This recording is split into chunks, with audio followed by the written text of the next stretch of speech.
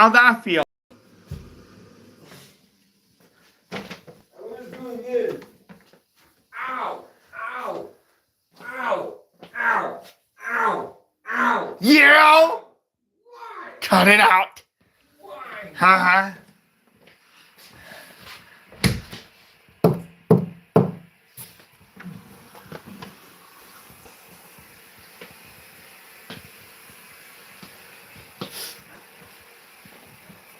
Yo. Yo, your phone is whack. Huh? Yo! Cut it out. Why? Uh-huh. Yo, this Treven is whack. Yeah! Cut it out. Uh-huh.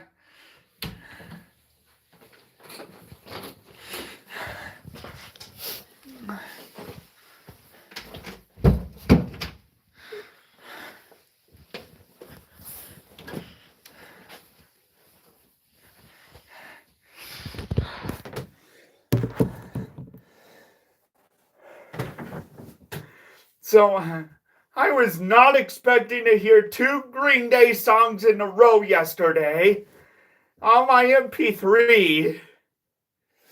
Because not only I heard the Dookie version of Welcome to Paradise, Yeah? guess what other song came on right after? It's by Green Day, track 1 on Saviors, their newest album. The American Dream is killing me. Which version? Clean version. Yes. Because I know it says the G word and the D word. Yeah.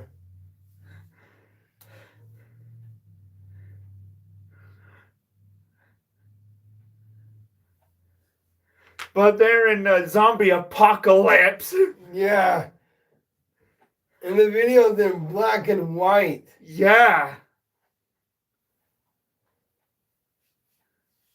Same with the...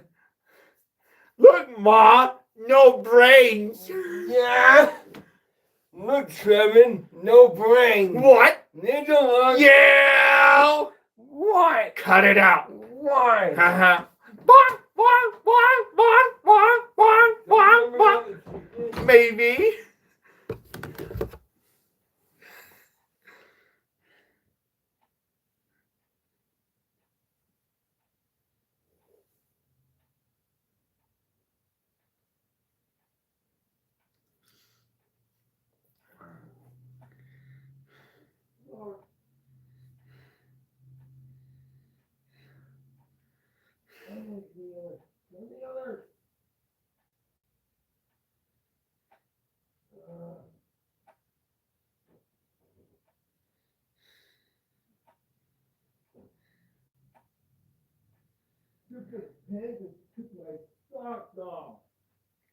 What?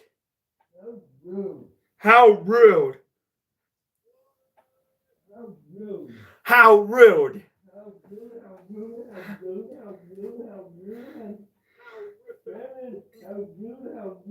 Yeah. Cut it out. Why? Uh-huh.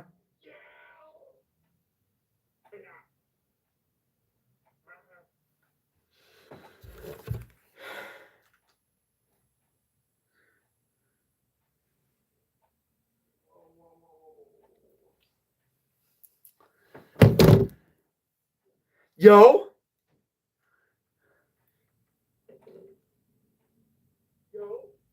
How rude, how rude, how rude, how rude, how rude, how rude. Yeah. What? Cut it out. Why? Uh-huh. How rude, how rude, how rude, how rude, how rude, how rude, how rude. What? Why? What? Why?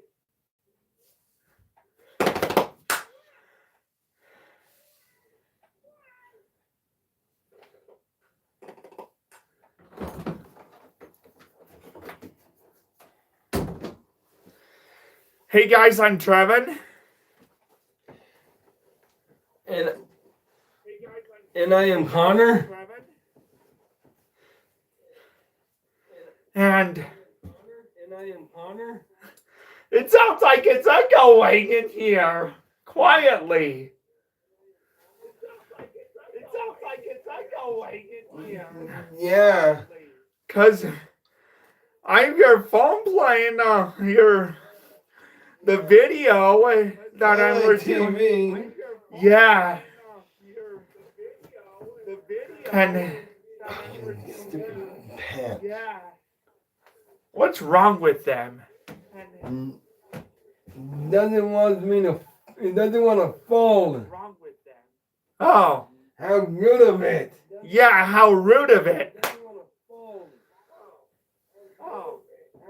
Okay, how old it would have been in what, 52? Yeah, Yesterday. yeah, But we had another birthday yesterday. yeah, Sydney Sweeney. yeah. And she's the same age as you. And Christian and Blake and your sister Carly. Yeah. And Christian and Blake and your sister Carly. You know, they sent you a text message and said, "Hey, yo, ever heard of Sydney Sweeney?" Right? You probably don't, but I do. Yeah, We have a birthday, which was yesterday. yeah. And it was her birthday. Happy birthday, Sydney Happy birthday, Sweeney. Sydney Sweeney. Yeah. Happy birthday, Sydney Sweeney. And I just want to announce some exciting news that I did my tour this like 3 days ago. My radio station tour, it was KWCR, and I will be a guest DJ on Friday, October 17th, 2025. Same radio station at KWCR about Weber State. It's a student run. Cool. Yep.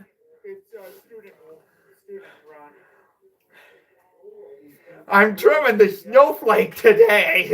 Yeah. Treven the snowflake. Usually we have Blake the snowflake. Yeah. Usually we have Blake. Okay, what if I was wearing a black shirt? What would I be doing? You will be doing the reference to Waiting for the Worms by Pink Floyd.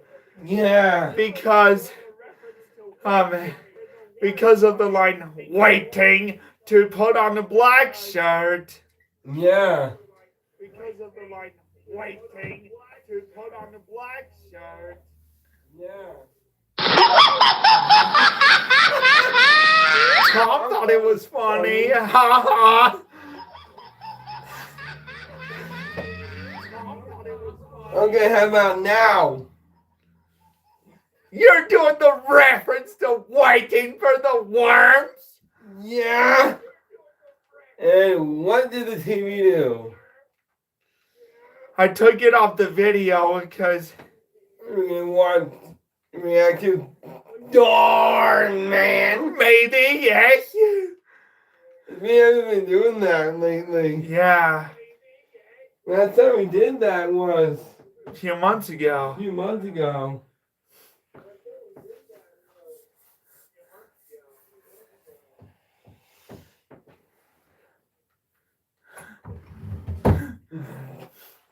My shirt says, "Zombies want Treven's brains." I'm safe. Huh? Ninja Lock. Yeah! What? Cut it out. Why? Uh-huh.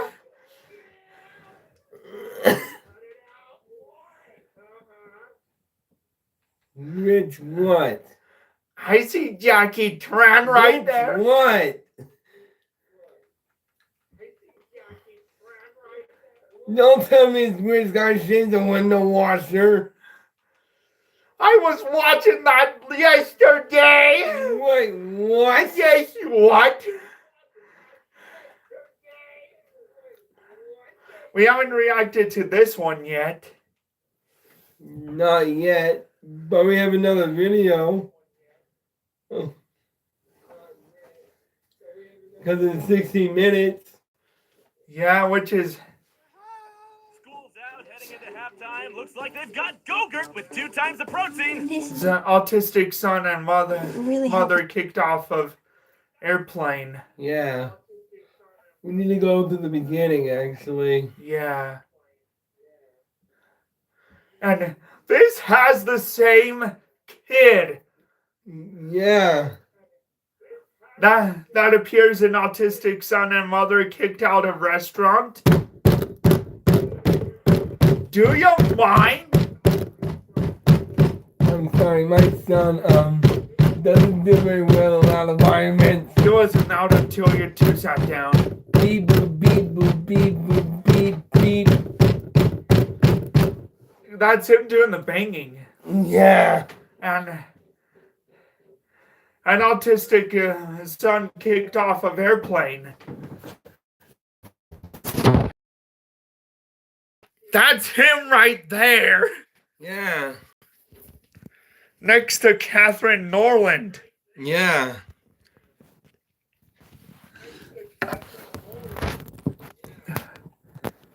There's a deer in Treven's shirt. Huh? They don't look. Yeah! Why? Cut it out. Why? Uh-huh. Get your grimy little paws off the expensive car. You born in a barn or something? What are you doing? Get your hands off my son. Then learn to control them. This is a place of business, not a petting zoo. What's he doing? Get him to stop. Why is he freaking out? I barely touched him. He does the same Louis, clicking noise in the what's wrong with you? autistic son kicked off Can't of you see this airplane. kid is on the spectrum? The spectrum. Yeah. Come on, Natalie. But That's he just an doesn't have excuse his bad parents ears use fully so they plugged. don't He have to does control their this. child. Like this here. Excuse me? You don't even know me. I've seen enough that I know you're a lousy parent with an obnoxious child. You can't talk to people like that. She's a human being with a child who's in distress. I Hey, agree buddy, with her. check this out. Think you could figure that for me? Except you don't see the Rubik's Cube. Can't even speak. And you think he solves that? Thank you for that. Of course. You're good with him. Not everyone is. My brother's autistic, so I have some experience. Okay, enough with the little sewing circle. Time for you and your freak of a kid to get out of here so we can start our job again. Hey, don't call him a freak. Thanks. Besides, I can't leave. I have an appointment with the manager. Do you think you could tell him I'm here? I would love to, but... Hey, actually, I'm the acting manager today. Natalie here is just a junior sales rep. Where is the regular manager? Mr. Wilson, I think he said his name was? Mr. Wilson lost a filling this morning, a freak accident, and he's getting it replaced. Which means I'm in charge. And as such, I'm canceling your appointment. What? Going to nursing school isn't an easy decision. You have commitments, people who depend on you, We people just counting on mentioned you the to Pink succeed. Floyd song. Yeah, we did. But you can't. I need... No. What I can't do is have you and your son scare away all our high-valued customers. So, either you come back without the boy, or don't come back at all. No, I can't come back. I need to get this sorted today. People are depending on me. Can't you just call your boss and ask him? I'm sure he could explain it. No. I am not gonna bother him at the dentist office. For what? For a crazy woman who's asking? I'm trying to get promoted, not fired. Come on, Louis. He's probably home by now. It would take you 2 minutes to make the call. Don't tell me how to do my job. I'm your supervisor. What about the dealership's motto? Please. If they were my family, I'd disown the both of them for embarrassments. Besides, the way this woman looks, the way she's dressed, she'd be lucky enough she could afford an air freshener from us. Besides, let alone a car. But- No! Rude. If you Yeah. want to keep your job, you'll keep your mouth shut. But if What did I just say? Do you really want to risk losing your job over some stranger and her moron kid? Hey, don't call him that. I agree with you, Connor. Okay, enough of the fun and games. There's a real customer who just walked in. So that means the two of you. Oh, hi, gotta Johnny go. Avila. I can't. This is too important. Why don't I show her around while you handle him? Fine, but I'll be watching you like a hawk. You say you're looking for a car that makes a statement? Well, this is the one for you. I love the features it has. The There's interior Johnny is totally Avila. customizable. I could just... Are you freaking kidding me? I'm so sorry, sir. Really. Not as sorry as I am that I ever walked in here. That was Johnny Avila, I saw. Are you happy? Look what you did, you little freak. What is wrong with you? My only problem is I didn't kick you and your lunatic son out earlier. It was an accident. Well, it's costing me business. Either you get out right now or I'm calling the cops and they will drag you out. Louis, you can't do that. That's it. You're fired. I want the three of you out of here right now. You can't fire me. Mr. Wilson will... Mr. Wilson will understand when I tell him about the freak show you let in here that cost this dealership a huge sale. Now get out right now. I'm so sorry about this. I never meant to get you in any trouble. It's not your fault.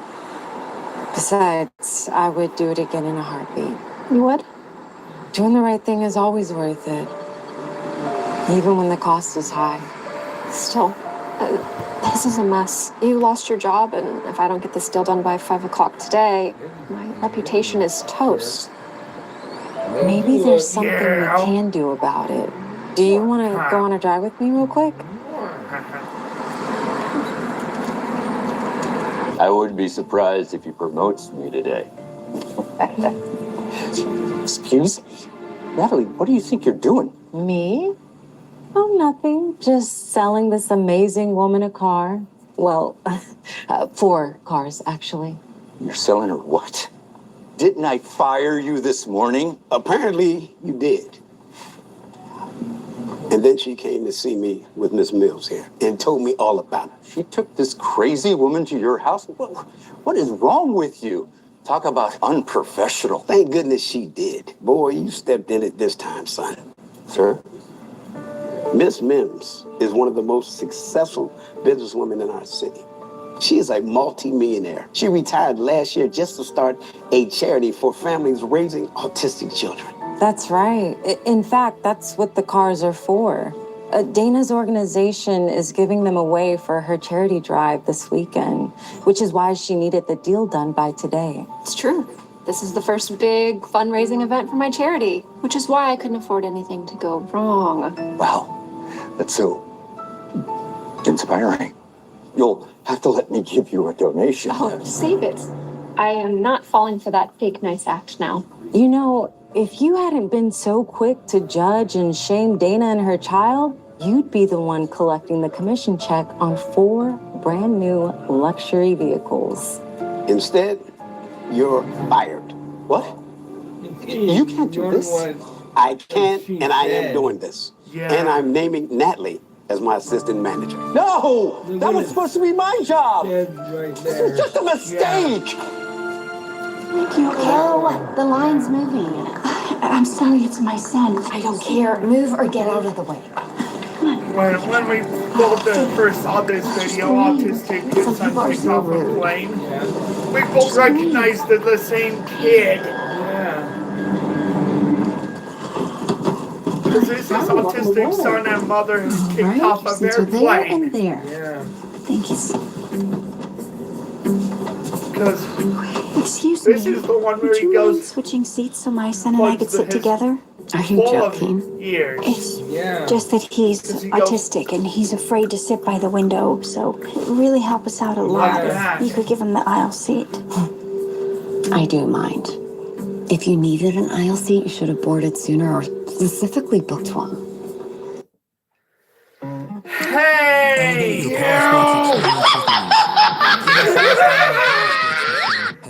thought it was funny and we meant to. Tom thought it was funny and we meant to. Tom thought it was funny and we meant to take points off. Yeah, we did. And ready to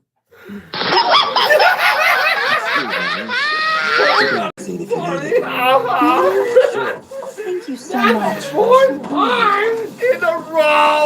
Yeah. You said Tom thought it was funny. And he interrupted you 3 times. Why by saying that? Yeah. I know. People are crazy. I know. None of their sticks for the kids. But it was nice for that guy to switch seats for Catherine Norland and the child. This one he's 9. Autistic son and mother came down at restaurant. He's 10 years old. Because they're celebrating his 10th birthday. Can't you get your kid to stop that? It's freaking me out. He's not a good flyer, woman. Sweetie, you want to play with your game?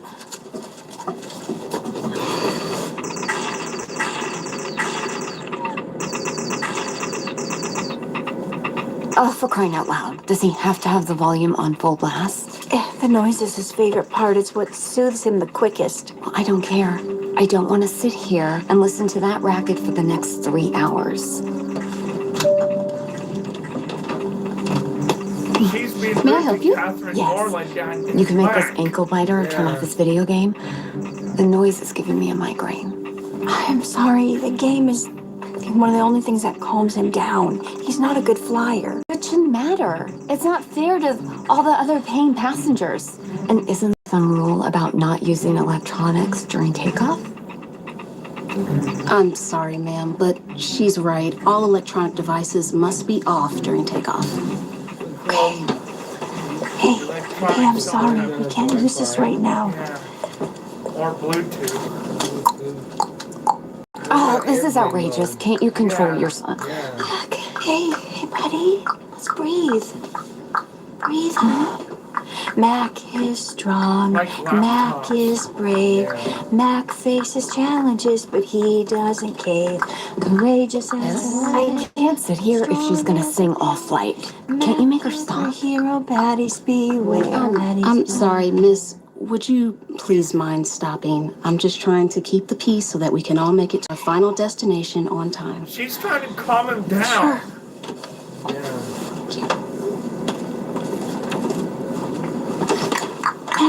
Hey, what can I do? It's Honey, what do you need? It's that woman that keeps making yeah, it worse. It's almost lunchtime. Do you want your snacks? Where is it? If I was in this video, Oh no. yeah, Oh no. yeah. Hi. I just found out my son left his lunchbox at the gate. I need to hop off really quick and grab it for him. I'm sorry, but we are just about to close the doors for departure.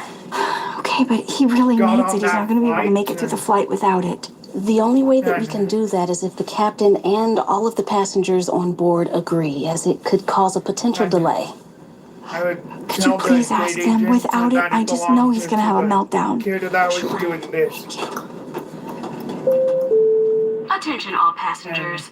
We have a passenger on board who needs to deplane for a brief And we would moment have a because her deplane special right now. needs son left his lunch bag at the gate. If everyone agrees, it should only take a few moments. And I would have come in on this part right here. I have a big problem with that. I'm on my way to a very important meeting, and I can't afford this flight to be delayed. I'm sorry, ma'am, but it has to be unanimous. Well, okay. But we're going to have to get off the flight then because he's not going to be able to make it without it. And I would have been able to save the day.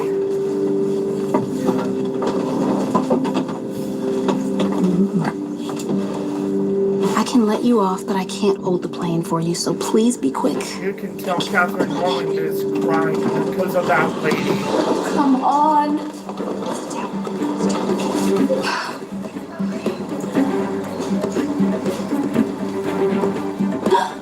Found it. Got it. Come on. Got it. Wait. Oh, I'm sorry, ma'am. Your flight just left the gate. You'll have to find another way to get to New York. Come on, Mac. But that lady was so impatient. That the flight the gate without them. She kicked them both off. Hey, hon. Got some bad news.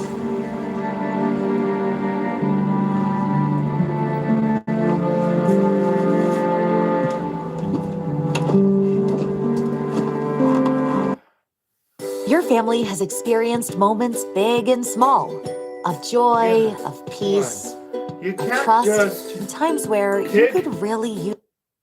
the mom and her a parent or their I can't even autistic begin to tell you child how much off this deal between our companies plane is and switch seats going to where change they my life. sat to where they I'm really sat. glad it worked out. No. Uh-huh. It's a good deal. But look, it's Trace Bronson. Yeah. A little birdie told us that it was your birthday today. So the board and I got you this. He seems a little distracted. Is everything okay? You seem a little distracted. You're right. I am. And I'm sorry about that. All week I've been looking forward to my wife and son coming home for my birthday. They've been off on a family trip I couldn't make because of work. The house is just so empty without them around. What This happened? is the second one. They with missed the their flight. Kid, where the kid Actually, that's not accurate. Trace According to my Bronson were in the wife, same the video. flight left without them because she left my son's lunch at the gate and had to run off the plane to get it. Autistic son and mother is at a restaurant. Yeah. But that one has Rachel Lee. How old's your son? He's The 9. kid is doing this. Yeah, he's neurodivergent, so flying is really difficult for him. My wife said there was some rude passenger who refused to help her or my son, and that's why the plane wouldn't wait. Can you believe that? What a monster. Yeah. That's awful. You're the monster. You know, what? I just remembered that you haven't signed the contract.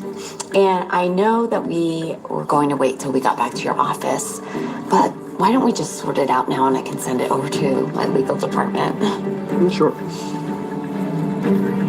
Wait. 3, 2, 1. Excuse me. Hey, I saw is everything all Catherine right? Norland Yeah, we're And fine. I. Mac has settled right down. there. We just wanted to wish you a happy birthday. I'm sorry we couldn't be there to celebrate in person. He We was were really supposed to looking be forward there to to it. celebrate in person It's because okay, it was honey. the dad's birthday. I know it's not your fault. Yeah. I already booked you both a new flight, and it should get you in by morning. Excuse me, I'm just gonna run to the restroom and give you some privacy. Wait a second.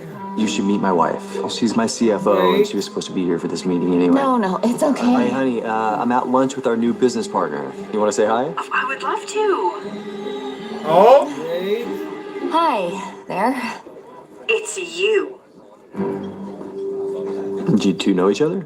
No. This is the woman I was telling you about from the airplane. The one that was so rude to Mac and me. She should Is have that been so? kicked off. Yeah.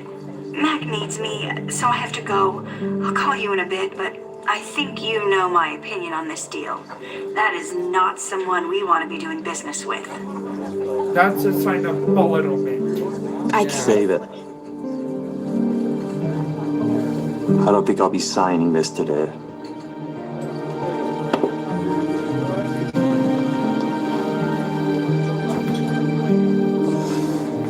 I trust you're fine with paying the bill.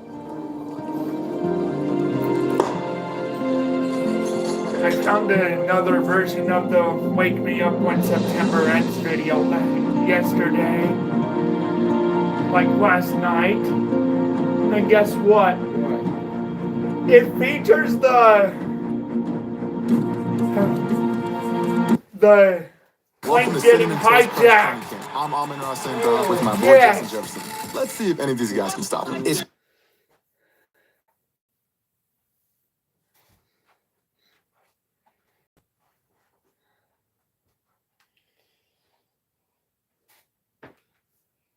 So you should remember the 9/11 attacks from 24 years ago. Yeah. There were some celebrities that booked a flight on those two airplanes, but they didn't get killed. Yeah. And Mark Wahlberg is one of them. Yeah. Because he went to Toronto instead. Yeah. There's also, What about Chris Martin's ex-wife? yeah. Yes. There's also Seth MacFarlane. Yes. He was supposed to be on the same plane with Mark Wahlberg. Yeah. But who knows what it would be without them both? Yeah. Seth MacFarlane had a hangover. Yeah. What about Michael Jackson? He was supposed to be in the Twin Towers. Yeah. But overslept because he was talking to his mother till 3 a.m. Yeah. Which is why he missed the meeting. Yeah. Then the tragic day would come on September 11th. Yeah. Because two of those planes got hijacked. Yeah.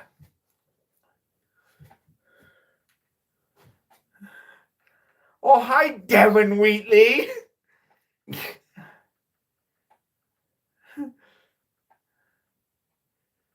Oh, hi, Aiden Meekis and Wacky Brianni Walker.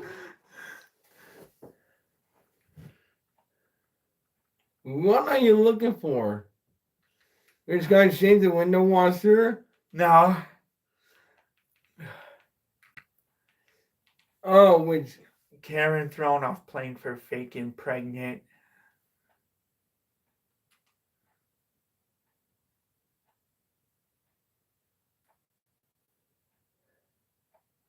C3. Right this way, Mr. Barr. Like a Right here, relentless weed, Mr. Barr. moderate to severe ulcerative colitis symptoms can keep Right coming here, back. Mr. Barr. C3. Now arriving from London. Look at her. I can't believe she's I flying think you're pregnant. upset I don't watching make this the rules, video. Karen. Ugh, my back hurts. Oh, honey, maybe we should go sit down? No, I don't want to lose our place in line.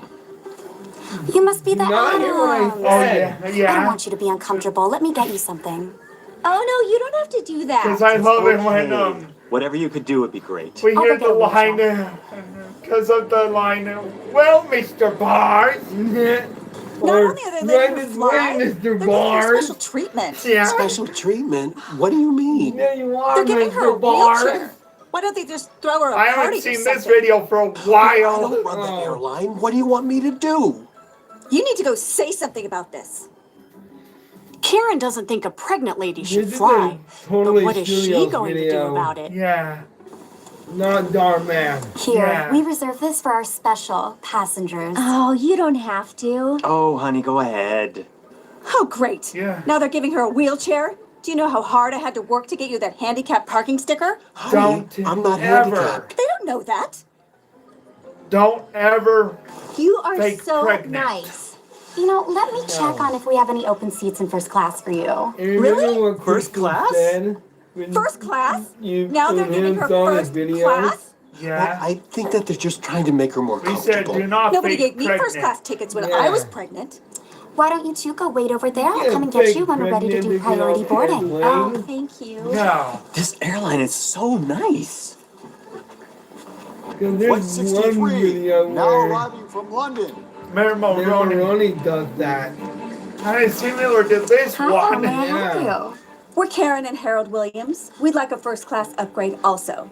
Okay. I'm Sorry, all those seats are reserved for our platinum flyers. Platinum? Is that woman over there platinum? No, but she requires special care. Well, Ugh. so do I. No, you No, don't. it's just that she's with baby. She's jealous. Well, if she's with a Yeah. baby, she should be buying 2 tickets. Yeah. No, she's pregnant. Usually first we class. take special care of moms. First class is for. Well, I'm a mom. Where's my first class? For- Where's my wheelchair? Ma'am, I already parents told with you small about first class, and children. wheelchairs are only for handicapped passengers. And like she said, Well, my handicapped husband's passengers. handicapped. Yeah. Tell him, Harold. No, he's Yeah, not. that's me. Paging Amanda Clarkson. Please report to Totally Airlines ticketing counter. Oh, I'm sorry, I'm being paged. Somebody will be with you shortly.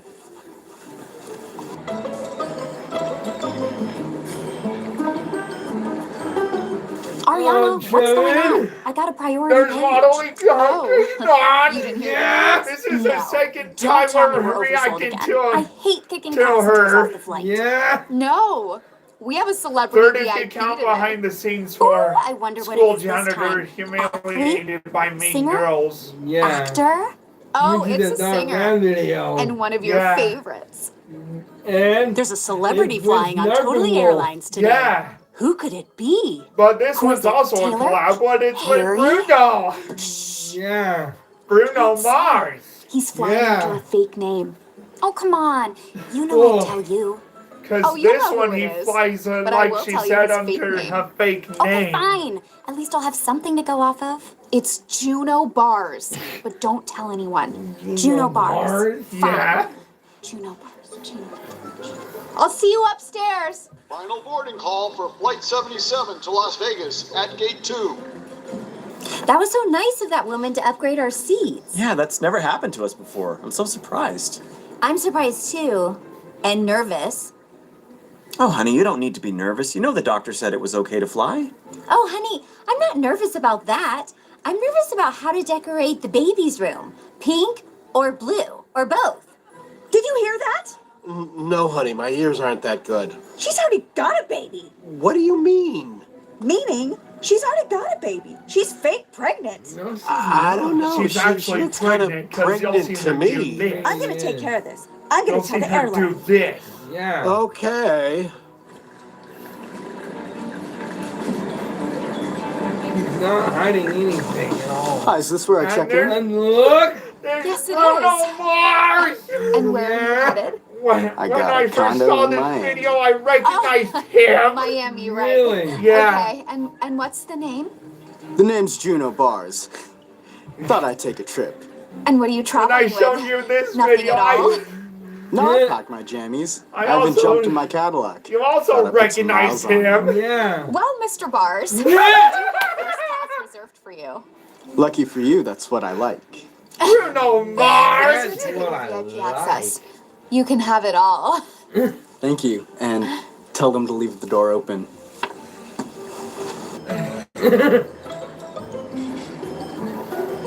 What's the name? Is it M or a B? What? Excuse me. Is it We have a M or problem. B? Well, apparently we do now, Mrs. Okay. Williams. That woman over there? She shouldn't be in first class. She's faking.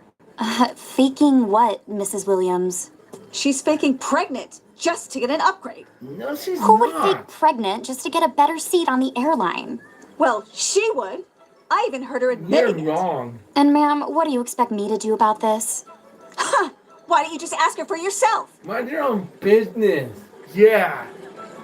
I saw Rachel. So did Sorry I. to bother you, ma'am, but I have a rather unusual request.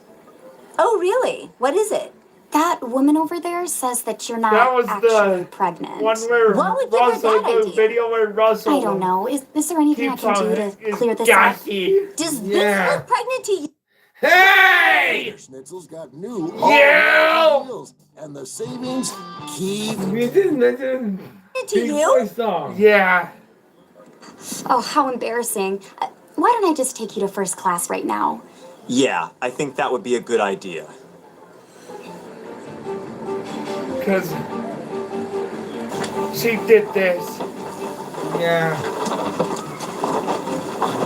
Oh, look, Karen, they're letting them on the plane. Why? Because she's pregnant? Yes. Yes. Mind your own business.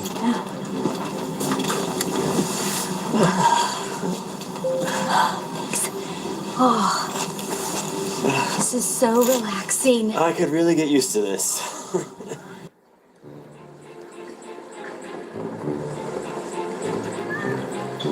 Oh, look, Harold. There's a new airline lady at the podium. Okay, honey, but why is that important?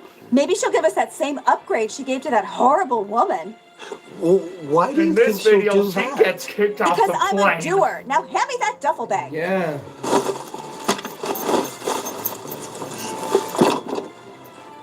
Karen is still scheming to try and get an upgrade to first class. But how will she be able to do that? It's not gonna work. Right.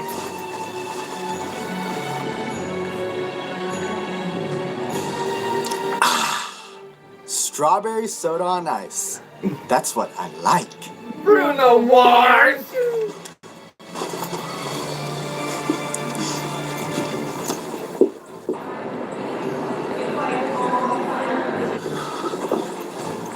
Now go get us those upgrade tickets. How am I supposed to do that? Do I really have to explain it to you? Yes, dear. Harold is like, what the heck? Yeah. Excuse me, miss. Can I get a wheelchair for my wife? Tell him I'm pregnant! I think she knows that, honey. Oh, are you two the pregnant couple on this flight? No. No! Yes, we're pregnant. He said no. Oh, okay. Let me get my counterpart Amanda to help He you. changed She knows his all about mind. that. No, Yeah. no, not her. Right, honey? He was. Oh, He it's was just right that we the were going to first upgrade you to time. first Yeah. class. Yes, that's the plan. Could you just give me the tickets? Well, I'm actually going to have to escort you on board because we're expecting a VIP passenger. Okay. Come on, honey, it worked. Right this way, Mr. Bard. That's what I like. That's What what I do I like. The celebrity is getting a VIP treatment. on. But what will happen when they find out Karen is in his seat? Okay, Mr. Bard. What are you doing here? This is first class, where I belong. Ma'am, you don't. no, I have a VIP reserved for this seat. What do you expect me to do? No, your seat's over there. Sir, I'm gonna And need what you to about move. the VIP treatment? Yeah. There you are, Mr. Bard.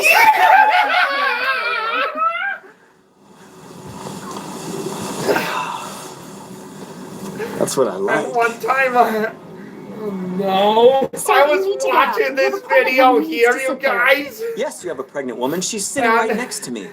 No, another Wait. pregnant woman. You need to get up and move I to heard coach. Another Modelika pregnant Krishnan here said, Fine. there you are, Honey, I'll see you Mr. when we- Bard. And I heard All of a sudden. Tom laughed. Looks like Karen is going to sit said- next to the and I pregnant lady. started What's going to laughing. happen now? And Tom, What are you doing? I said Tom thought it was I was funny. gonna say that. I know. Me too. No, she's not. This is Captain Connors, Oh, Tolley hi, Airlines Captain 223 Connors. Miami, requesting departure clearance. Excuse me, would you like any beverage service? Yes, hi. Hey, Can that we get guy's 2 on candied Darman. sunsets? And Yeah. a Diet Coke. Oh, gosh, I'm out of cups. So, how far along are you? This isn't my first time pregnant, you know. Oh, does it get easier the second time around? I don't know. I've never gotten free upgrades before. Welcome, passengers, to Flight 299 with nonstop service. Please ensure that all of your carry-on items are stowed either in the overhead compartments or under the seats in front of you. Oh, it looks like we're getting ready to take off. Well, I better go use the bathroom. You know how it is when you're with child. You can't fake pregnant. No. You can't pretend to be somebody you're not. Look. She had clothes under her shirt Yeah. just to fake pregnant. Ariana, there you are. We ran out of cups back in coach. Sorry I couldn't help. I've been dealing with 2 pregnant ladies in first class. 2 pregnant ladies? I thought we only had 1. Plus that VIP. Yeah, I thought we only had 1 in the books, but turns out there were 2. Wait a minute. Hang on. Something's going on. I'm gonna go check it out. Something's going on. Something's going on because that's Modelika Krishnan doesn't know there's only one. Menopause is hot, but But so she hot. fell I've been for through it. a lot in my Yeah. life, including With that experiencing Karen menopause. And let me lady. tell Yeah. For being pregnant. Mrs. Williams, Yeah. what are you doing in first class? They upgraded me because I'm pregnant. No. No, you're not. She's the Look. pregnant one. Yeah, remember? So am I. I don't think We will that deal with this you one in a would minute. fall for it. So, Yeah. what happened? You need to intercom Captain Connors. Somebody's getting kicked off this plane. Tower, Totally Airlines Flight 223, What is it, I see a 223? plane requesting taking return to off. gate. Me Roger too. that. Return to gate 16. Mrs. Williams! Mrs. Williams? Oh, that's her. No. We No. know it's you, and we know you're faking Karen pregnant. Williams. No, I'm That's not. her. Obviously, I'm more pregnant Yeah. than her. Nobody's buying it. We're kicking you off this flight. Serves What? her. Serves her right. Yeah. Karen got thrown off the plane for faking pregnant. But what happens when another woman freaks out and forces a plane to turn around?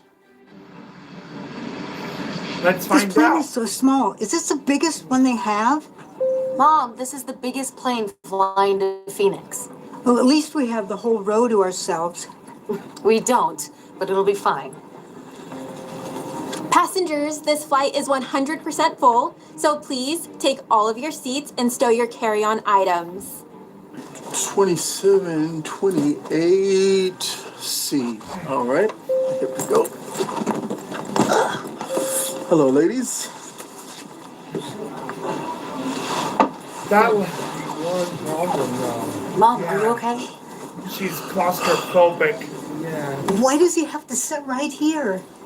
I don't have any control on where they seat the passengers. Don't they know I'm claustrophobic? Well, there's no place to enter that when I buy the tickets. Karen is uncomfortable in tight spaces and is having a negative reaction to her seatmate.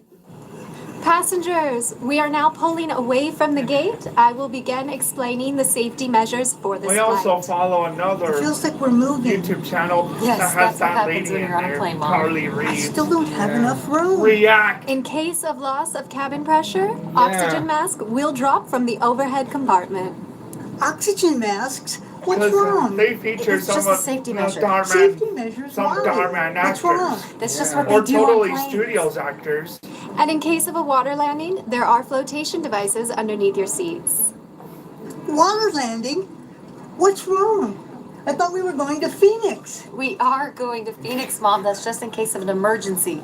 What Because emergency? you got like And if you are teens seated in an reacts, exit row, kids please be prepared reacts, to assist other elderly passengers reacts, into planing in case of an adults emergency. reacts. That's it. We can't fly. I gotta get off this thing. Can I get up? Excuse me, ma'am. You need to sit down. We are on the taxiway. No, you don't understand. I'm leaving. Where's the exit row? Ma'am, we cannot take off until you sit down. No, like the other stewardess said, I'm deplaning.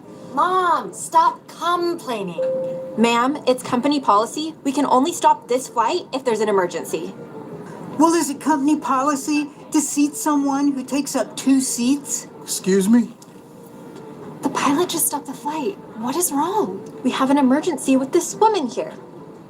Ma'am, what seems to be the issue? Oh, she's kind of claustrophobic.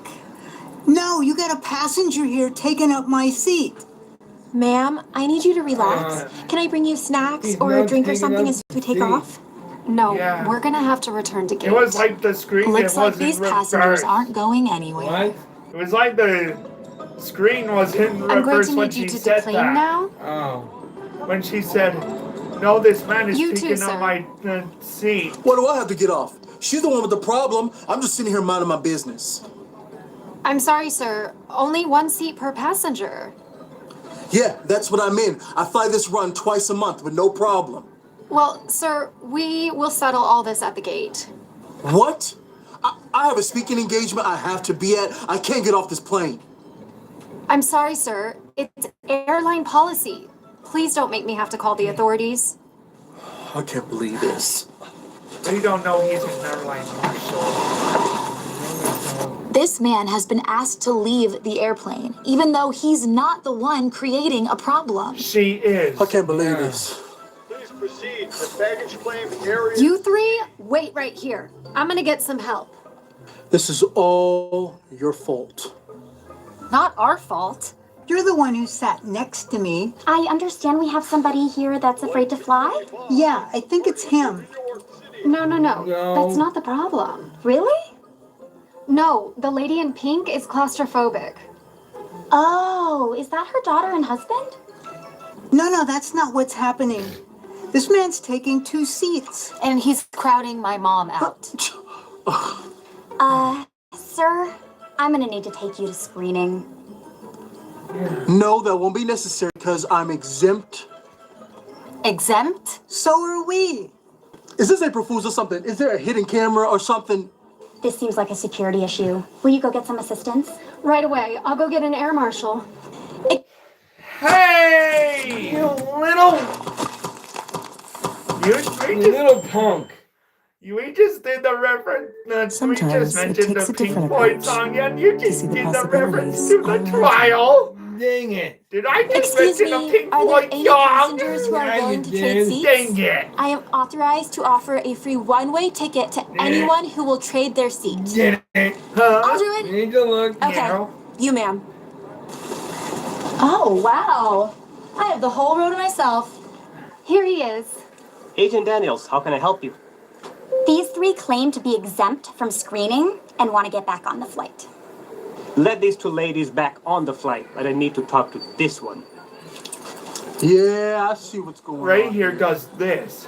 Finally, we get to board But without this man. some of the in the seat. diamond actors, By they the do time we this. get to Phoenix, I'll be sleeping. Yeah. And team makes fun of What would deaf you like us kid to do at with this school. passenger? Who, Ray? Yeah, that's me. You've dealt with this guy before? Yeah, you could say that. Yeah, Chase and I have been through a lot. How is that? He's an air marshal, too. OMG. I'll let it go this time. Besides, I bet you those 2 are not going to get off the ground. Now that we've reboarded, it's time to continue our flight. Are there any questions about the safety announcement? Yes, I'd like to hear them again. No, we're good. The plane's moving. What's going on? We're getting ready to take off. We are moving now.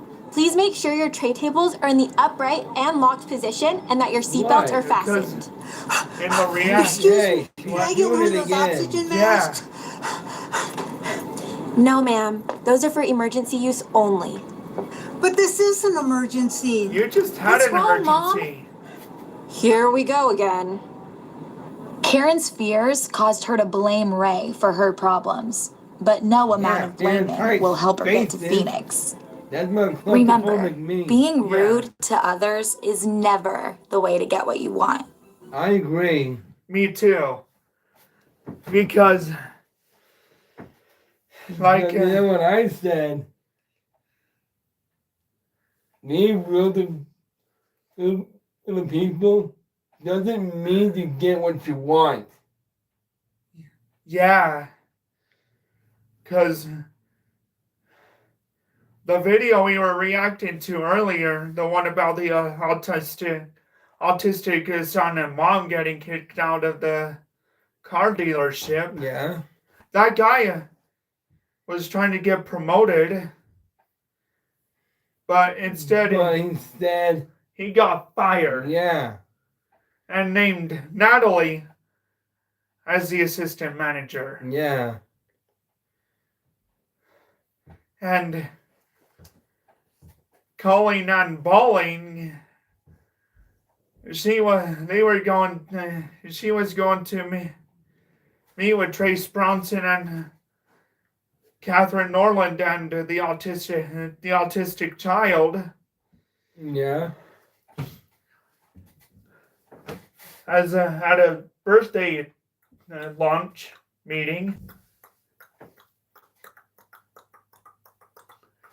But she was being rude to Catherine Norland and the child. Yeah.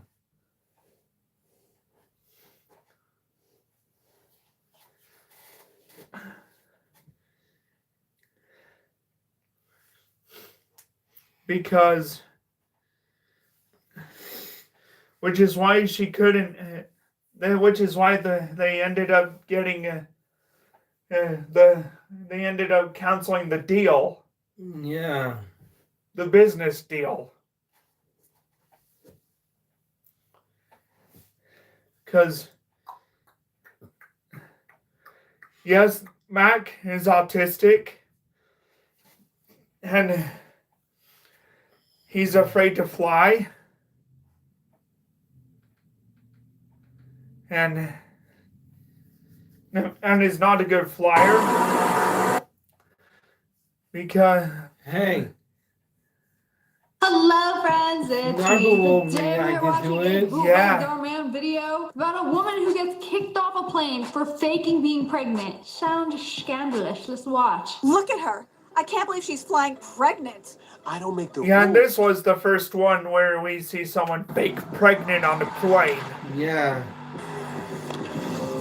And there was their Can you say that Maloney. again, but a little louder, so that the entire airport can hear? I can't believe she's flying pregnant. Ugh, my back hurts. You must be the Adams. I don't want you to be uncomfortable. Let me get you something. Darn man, but y'all ain't got the budget for anything else but a green screen. They're not even in a real airport. Oh no, you don't have to do that. It's okay. Whatever you could do would be great. I'll go get a wheelchair. A wheelchair? She's pregnant, not disabled. Not only are they letting her fly, they're giving her special treatment.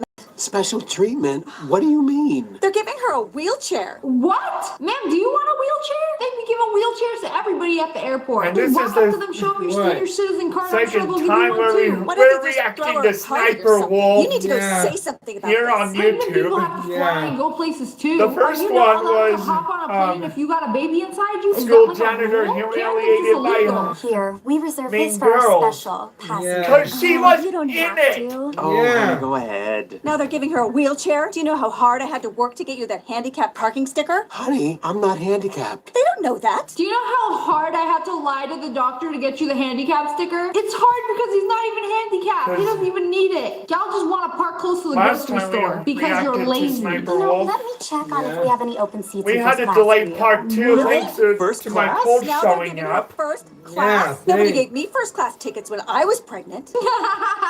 If Salty was a person, say it louder for the rest of the people in the back. Yeah, Oh, but wait, there with ain't your nobody kid. there. Why don't you two go wait over Yeah. there? I'll come and get you when we're ready to do priority boarding. Wait. Oh, thank you. I don't know if they would give you a first free class Kid is not upgrade. with That seems her. a bit too much. Yeah. What's Karen gonna do? Run in the bathroom and stuff her shirt with paper towels and say she's pregnant too? I have a feeling that's what's gonna Hi, happen. how may I help you? We're Karen and Harold Williams. We'd like a first class upgrade also. But I'm sorry. All those seats are reserved for our the platinum. lady in friends. red.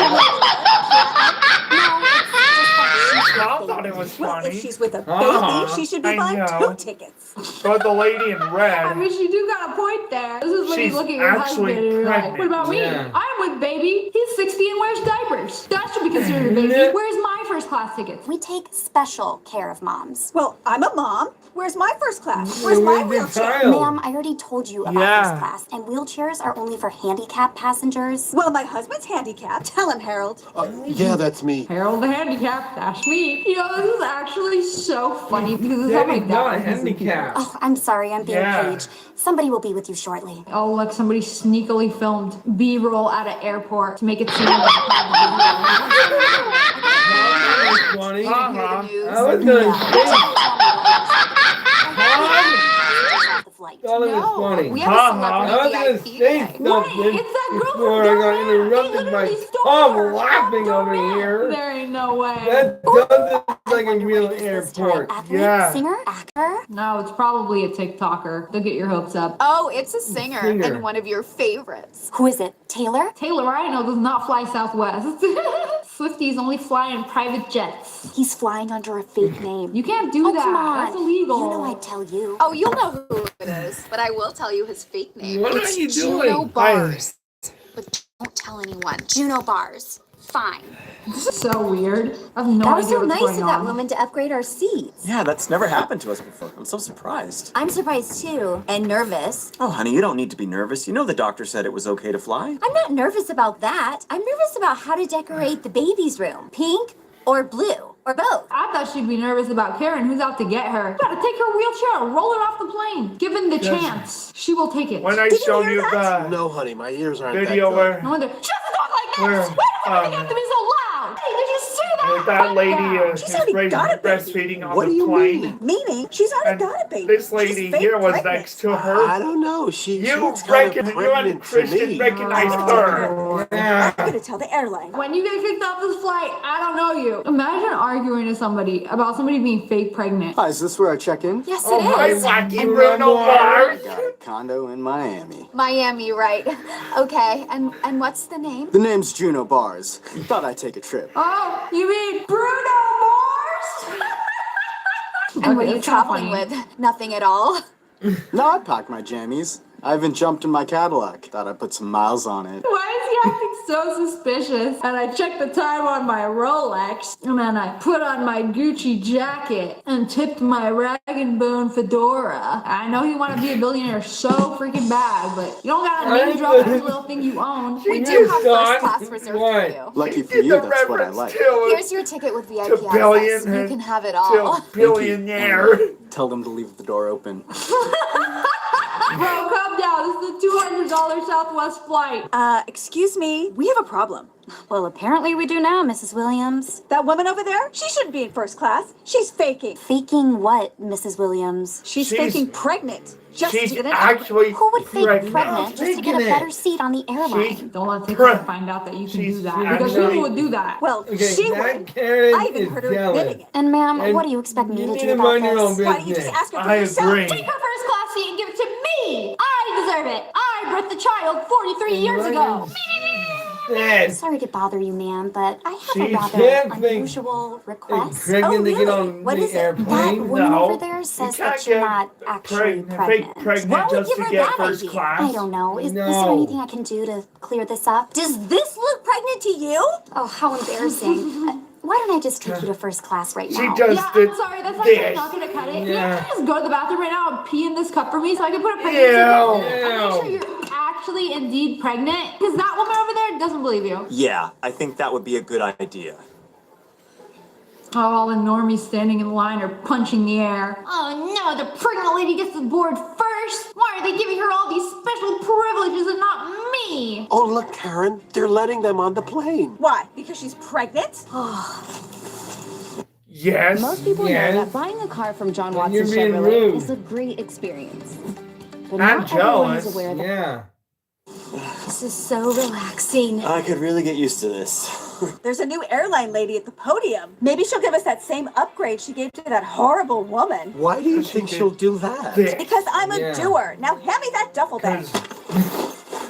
Duffel bag. Oh, she went to the bathroom. I know exactly what she's gonna do. She's going to that stall. She's gonna stuff those clothes in her pants. Strawberry soda on ice. That's what I like. Bruno Mars. Yeah. This dude is so cringe. That ain't Bruno Mars, that's Juno Bars. He don't drink strawberry champagne. It's strawberry soda. Strawberry soda on ice. That's what I like.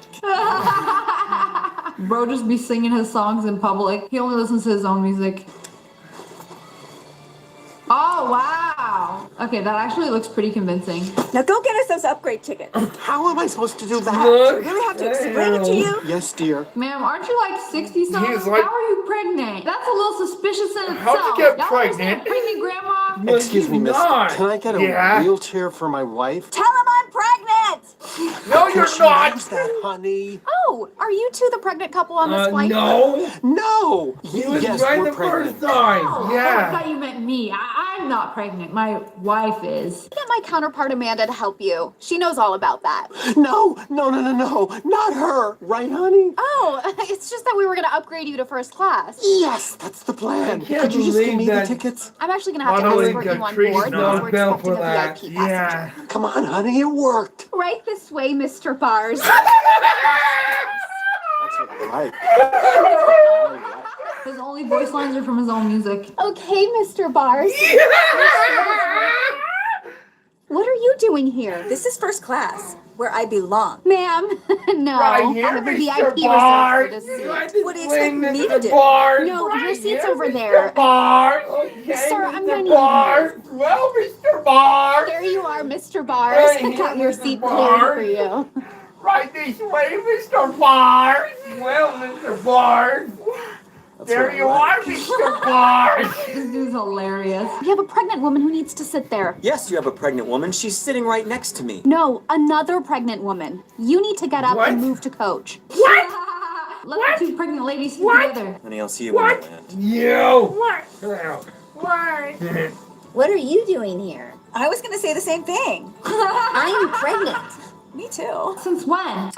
Since 7 Karen minutes ago, Randall is actually. not. Excuse me, He's would you like faking any it. beverage service? Yeah. Yes. Hi. Can we get 2 Canyon Sunsets? And a Diet Coke. Oh, gosh, I'm out of cups. What do you mean you're out of cups? It's an airplane. You should be fully stocked before each flight. Why did you even ask them what they wanted to drink if you're gonna tell them you're out of cups? Brain dead airlines. Do you want anything to eat? Yeah, I'll have a burger. Sorry, the kitchen's closed. So how far along are you? This isn't my first time pregnant, you know. Oh, does it get easier the second time around? I don't know. I've never gotten free upgrades before. She literally talks like a South Park character. Like if Cartman was a 60-year-old woman. I don't know, I've never got a free upgrade. Everybody knows the more free upgrades you get, the easier your pregnancy. Welcome, passengers, to Flight 299 with non-stop service. Please ensure that all of your carry-on items are stowed either in the overhead compartments or under the seats in front of you. Oh, it looks like we're getting ready to take off. I better go use the bathroom. You know how it is when you're with child. She said that like I would know. You wouldn't know. Why aren't you constantly getting up to pee? Oh, maybe it's because you're not actually pregnant. Yeah. Oh. What is she doing? Just in front of Oh, everybody? Ariana, there Just you took are. it We ran out of off. cups back in coach. Sorry, I couldn't help. I've been dealing with 2 pregnant ladies in first class. 2 pregnant ladies? I thought we only had 1. Yeah, I thought we only had 1 in the books, but turns out there were 2. Wait a minute. Something's going on. We I'm gonna go check it out. Something's off. No. Say it ain't so. Mrs. Williams, what are you doing in first class? This is so embarrassing. And she took out her baby. They upgraded me because I'm pregnant. No, you're not. She's the pregnant one. Yeah, remember? She's So the am the I. lady in the red is the one that has the baby. Just right in front of the flight attendant. A professional gaslighter here. We will deal with you in a minute. She's already in first class. So, what happened? You need to intercom Captain Connors. Somebody's getting kicked off this plane. Tower, Tully Airlines Flight 223. I'm Captain Connor. Requesting return to gate. Roger that. Return to gate 16. Yeah, they would totally do that because somebody's faking being pregnant. Mrs. No, Williams. Coming back. Mrs. Williams? Oh, that's her. No. We know it's you, and we know you're faking pregnant. You know, gaslighting isn't real. You're just crazy. What? Obviously, I'm more pregnant than her. Nobody's buying it. We're kicking you off this flight. What are you doing? What? It ain't pregnancy, but it sure is mental Doing this illness. to you. But anyway, You. that's all for today. I hope you guys enjoyed this video. What? If you did, make sure to hit that like button and the face. And make sure you turn on notifications. Click, click. And I just released some new merch. We got hoodie shirts, tank tops at ogwolfpack.com. I'll link it below. And subscribe to the Wolfpack. I love you guys so much. Thanks for watching. Bye, guys. What? Ow! Sorry. Do you want this?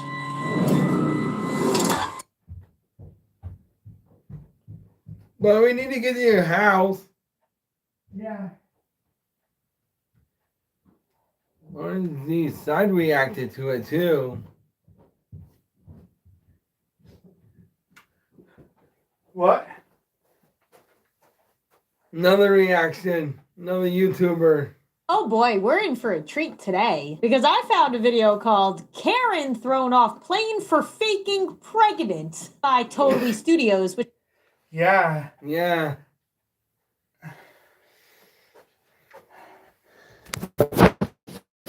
We need to get to your house. Yeah.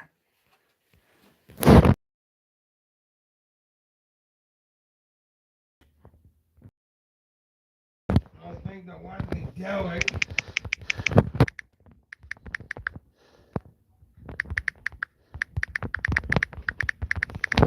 Usually, you'd be at your house at 11. Yeah. Don't think they'll watch me do it. Yeah.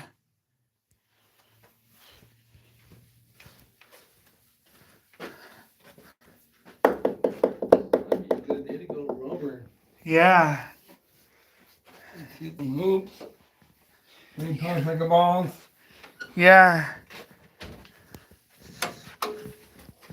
And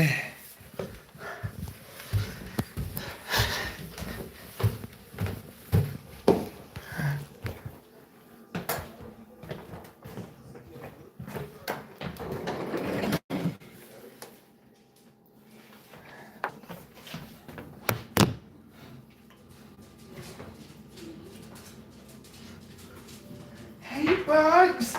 Hey, Buggy boy.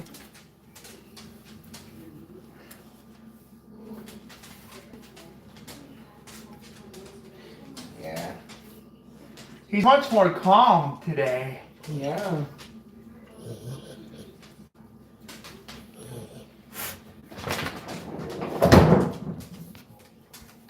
Hey, Buggy boy.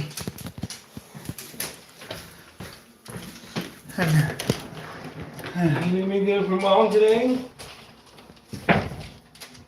You gonna be good with Mom?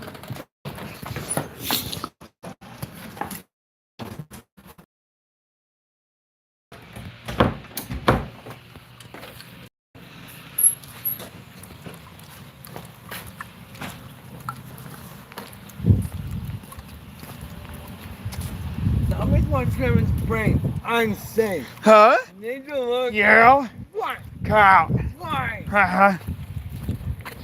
That means one of Treven's brains. I'm safe. Huh? Need to look. Yeah. Why? If we met on that React to YouTube channel, Yeah. we would have met in 2010. Yeah. But you would have gone to Adults Reacts and to College Kids Reacts to in 2014. Even though, 12. well, 2014. yeah, because But you're trying to do it adult, at the same time as a teenager at 18. yeah, But when you turn 20, you're not a teenager anymore and you become a responsible adult. yeah.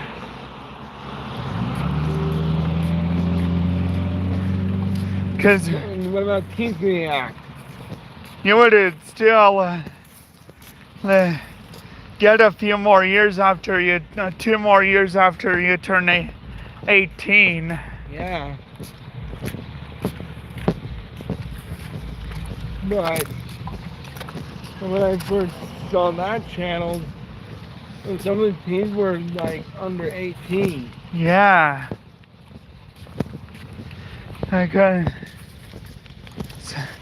And I would have stayed, Christian Blake and I would have stayed in Teens Reacts like a few more years. Yeah. Until 2017.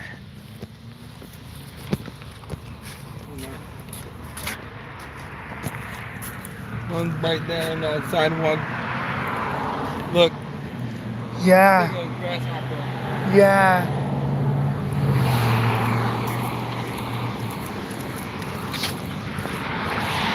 Because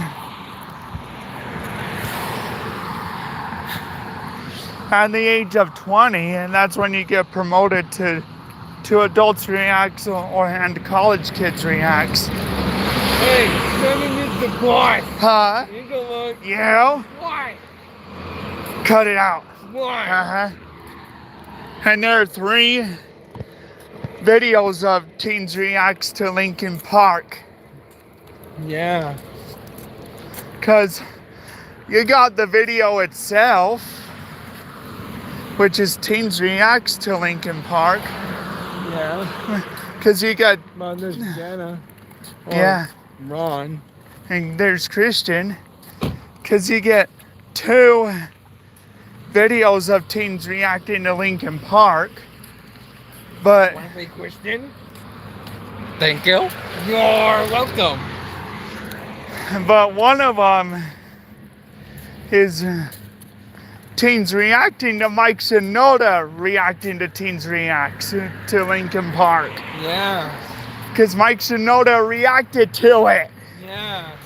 And all the other band members in Linkin Park. Yeah. Mike Shinoda's the only one that Yeah. did. No. There's also Blink-182 react. Yeah. What about Nickelback? Yeah. Yes. Because for the Linkin Park reacts, it wasn't Chester Bennington, Rob Borden, Treven Mr. Bart. Huh? Yeah. What? And Emily Armstrong because she wasn't in the band yet. Not yet, but She wasn't Dead Sarah. Colin Britton because he wasn't with the band yet. no. Or Joe Hahn. Or Brad Delson. Yeah. It was just Mike Shinoda. Yeah. Because the video was back in 2017. Yeah. Well, I wonder, did he upload the video before Chester died or after? It was before Chester died. Yeah. They were coming out with their new album. Yeah. Not only that, it would be the last. Yeah. To Chester before he killed himself. Yeah. And what? There's also and like you said, there's also the Blink-182 one. Yeah. But that one has Travis Barker and Mark Hoppus reacting to it. Yeah. Not Tom DeLonge. Tom DeLonge wasn't there. Yeah. He left the band. Yeah. He was in another band group called Angels and Airwaves. Yeah. Then he returned. Tom DeLonge, he's been with Blink-182 since the 90s. Yeah. Then he returned back to Blink-182. Yeah. He did that in 2012 too. Yeah. Yeah. And 2023. Yeah.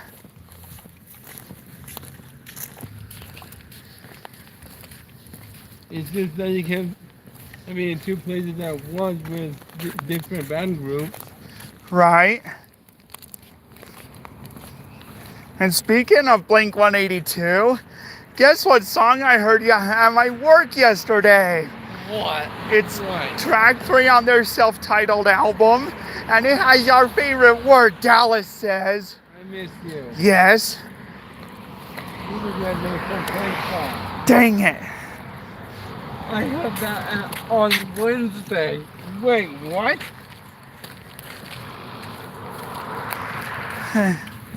Because when I heard Mark Hoppus start singing, "Hello there, the angel from my nightmare." That was the song that was playing. Yeah. Because it got released in 2004. Yeah.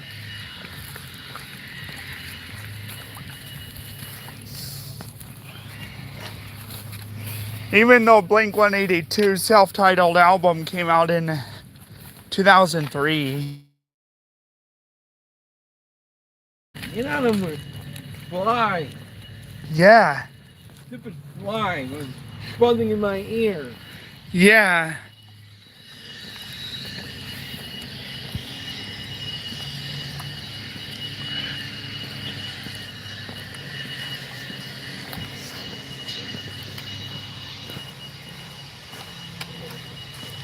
Hey Christian, is yours Janet and Kevin Sir? Huh? Here's a look. Yeah. What? Cut it out. Why? Don't watch the mailbox. Don't watch the mailbox. Don't watch the mailbox. Ah! Hey, Christian, I see Selena Gomez on the mountain. Huh? Take a look. Yeah. What?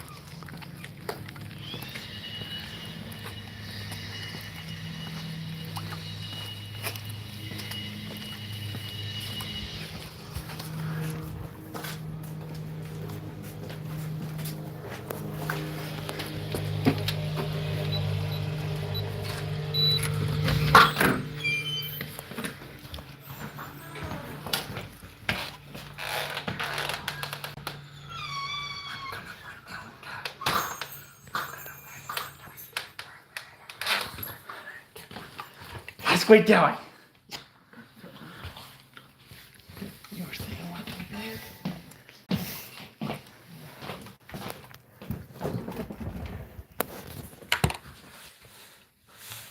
What's we doing?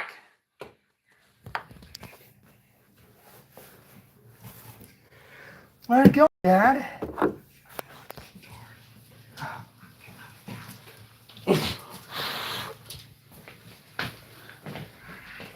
There's a deer behind you. There's a deer behind you.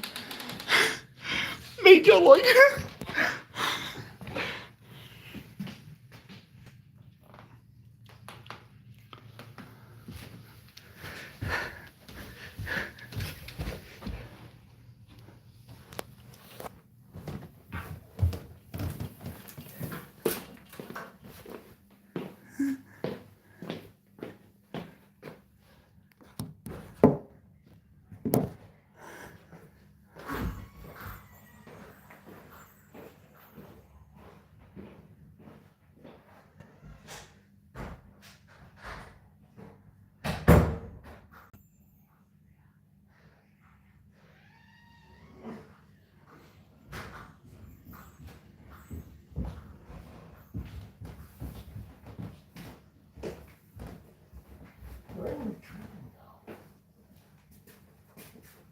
Bathroom.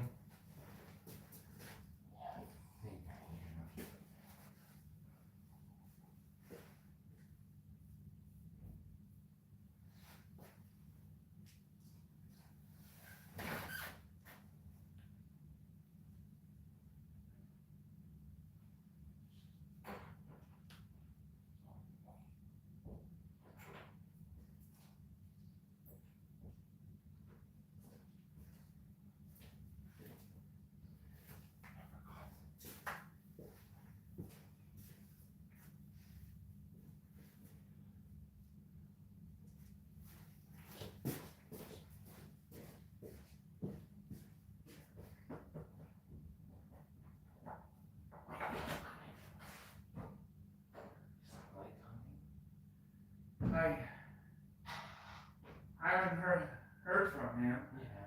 No.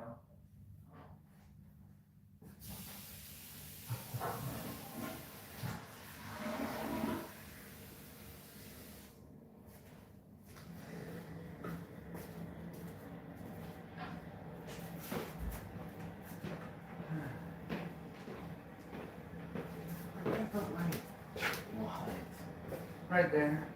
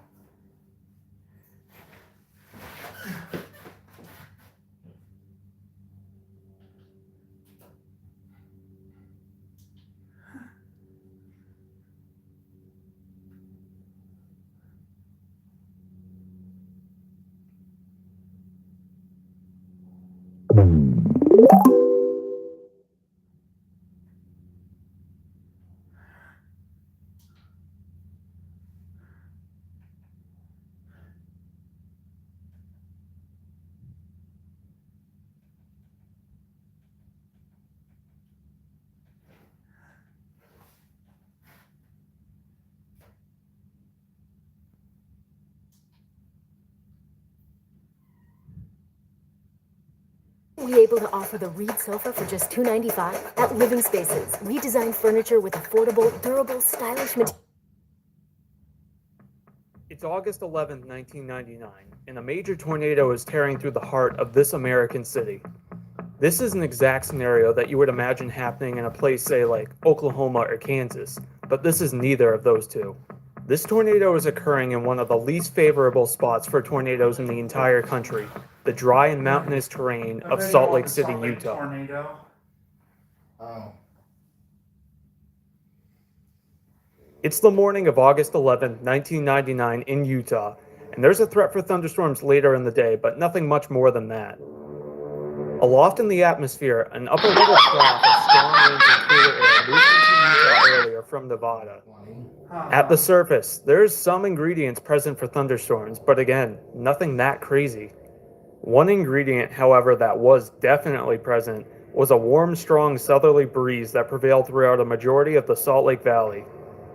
By noon local time, there was evidence that either an old frontal boundary existed or a convergence zone had developed across the Salt Lake Valley due to the breezes from the Great Salt Lake meeting up with the southerly winds that prevailed throughout a majority of the valley. This means that there was now a localized area in the Salt Lake City metro where winds that were coming from different directions were meeting at the same spot, causing lift and spin in the atmosphere. Meanwhile, just west of this location at roughly the same time, thunderstorms were beginning to develop across portions of the Great Salt Lake and on the west side of Salt Lake City itself. The thunderstorms developed and strengthened quite rapidly, and not too long after first developing, some of the thunderstorms had cloud tops up to 41,000 feet high. As the thunderstorm continued tracking east into the metro area, it would soon enter the previously mentioned convergence zone. The thunderstorm, which was already spinning anyways due to the natural changing of wind speeds and direction with height, enters the convergence zone, which sends the rotation into overdrive. Not too long after entering the area of enhanced wind shear, the storm quickly produces a tornado just to the southeast side of the Salt Lake City International Airport. The tornado initially developed near Navajo Street and was initially quite weak at only F0 intensity, but that would not last for long. The tornado is now on a collision course with downtown Salt Lake City and is quickly gaining strength. Meanwhile, in downtown, there are numerous people out and about enjoying the outdoor retailers convention that is being held at the Delta Center, which is home to the Utah Jazz. The people who are enjoying the convention outside of the Delta Center are completely unaware to the threat that's looming to their west, as they've been given absolutely no warning of the tornado by the National Weather Service.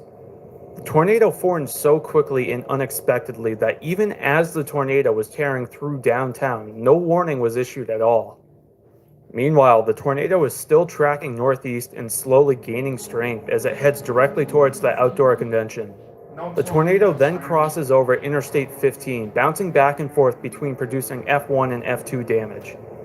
As the tornado draws extremely close to the Delta Center, the people outside have still not been warned as there's still no tornado warning issued. And then, just like that, the tornado hits, sending people searching for cover, exposing them to 157 mile-per-hour winds and flying debris. Most event goers at this location would successfully seek shelter or at least survive with just injuries. Unfortunately, one person was killed here when they were impacted by flying debris. The tornado caused extensive damage to the sports arena and the adjacent outdoor retailers convention.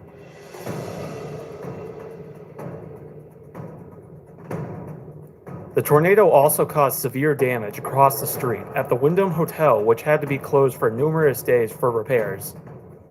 The tornado passed the Delta Center and eventually tracked into downtown, where it would severely damage numerous buildings. As the tornado terrorized downtown, numerous cameras in the area documented the incredible scene that was unfolding.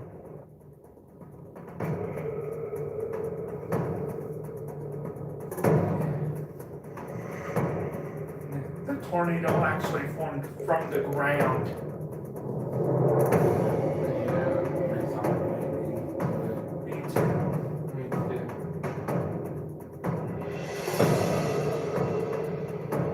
Whoa.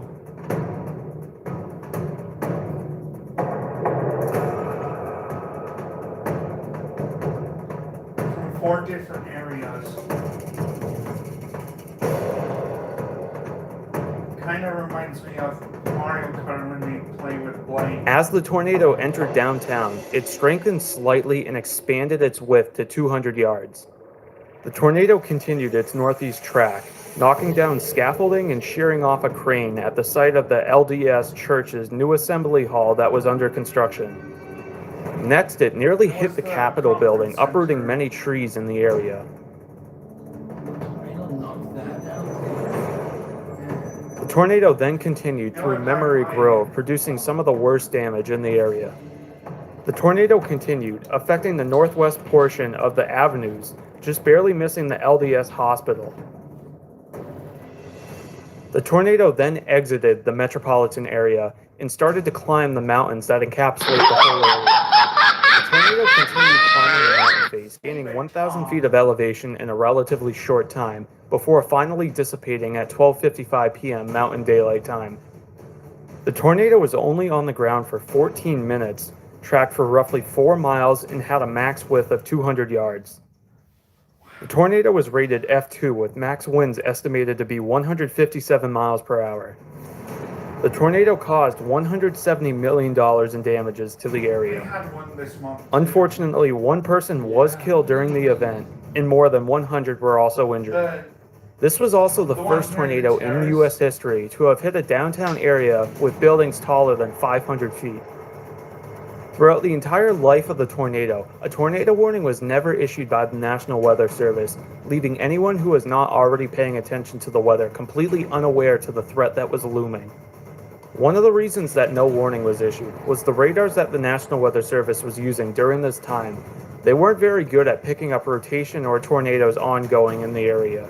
In the years since the Salt Lake City tornado of 1999, better radars have been added to the area, which would almost definitely lead to a better lead time and more warning in the case of another tornado in this area. Although extremely rare, another tornado like this could happen again in this area given the right atmospheric conditions. This was a really unique tornado in that it didn't really form from conditions that you would need to form tornadoes elsewhere in the country. It formed more from converging wind currents that enhanced an already ongoing thunderstorm. If you were to get these similar wind patterns to occur when a thunderstorm is already ongoing in the area, you could absolutely get an event like this to happen again.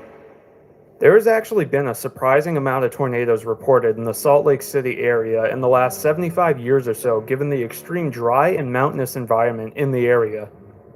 This data alone shows that this can and likely will happen again, and hopefully people are more prepared for the next one. And that's going to wrap it up for this one. I hope you guys learned something, and thank you for watching. Without the ones like you working tirelessly to keep things running, everything would suddenly stop. No matter your industry, Grainger's here for you with professional-grade supplies. Call, click Grainger.com, or just stop by. Grainger, for the ones who get it done. Yeah.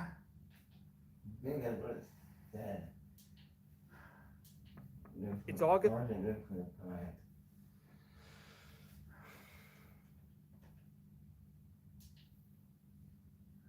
Right there, yeah.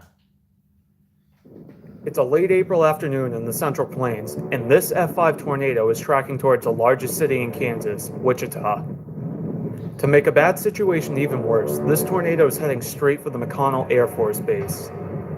The new threat of numerous more people and expensive military equipment being damaged is vastly overshadowed by the biggest threat of them all.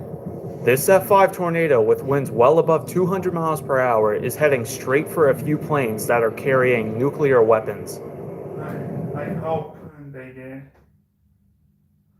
It's April 26, 1991, and the threat for severe weather over the Central Plains has been building for a few days now. The National Weather Service had picked up on the substantial threat on the day prior and issued the warning that, quote, computer models were indicating this to be a very significant severe weather producers with tornadoes occurring across the central and southern plains. In the days and hours leading up to this event, an extremely strong trough had moved over the U.S. and is moving east. Tens of thousands of feet up in the atmosphere, the trough contained winds of 85 to 100 miles per hour. Slightly lower in the atmosphere, the low-level jet at 5,000 feet still had winds at 70 miles per hour. A surface low-pressure area existed over southwestern Nebraska, supporting a dry line southward into Texas and a warm front southeastward across eastern sections of Kansas and Oklahoma. The dry line would act as an essential part of this setup, as it would act as a form of lift to help thunderstorms develop later in the afternoon. The National Weather Service, noting all of these telltale signs of a significant severe weather setup, decided to issue a rare high risk for thunderstorms and tornadoes for this day. Meanwhile, back in the target area, surface dew points had rose to well above 60 degrees. And abundant sunshine in the area led to the development of 4,000 plus joules of CAPE. CAPE stands for Convective Available Potential Energy, and explained simply is basically fuel for thunderstorms and tornadoes. The general rule of thumb is that you need roughly 1,000 joules of CAPE to have tornadoes, so on a day like today where you have 4 times that at 4,000 joules, that's going to be plenty to have violent thunderstorms and tornadoes. Also, aloft in the atmosphere, there's a slight capping inversion that will keep too many thunderstorms from forming, which would ruin the environment for the tornadoes later in the day. As the afternoon begins and progresses, the aforementioned dry line races east across Kansas before slowing and nearly stalling across central Kansas. Just after noon local time at 12:20 p.m., the National Weather Service issued a PDS Tornado Watch, which stands for Particularly Dangerous Situation, for strong to violent tornadoes to occur later that afternoon. Early in the afternoon, thunderstorms would initially struggle to develop as they fought with a capping inversion, but eventually as the strong winds of the jet stream approached, thunderstorms would erupt violently on the dry line. As the thunderstorms developed and intensified, a handful of supercells would become dominant and begin dropping tornadoes.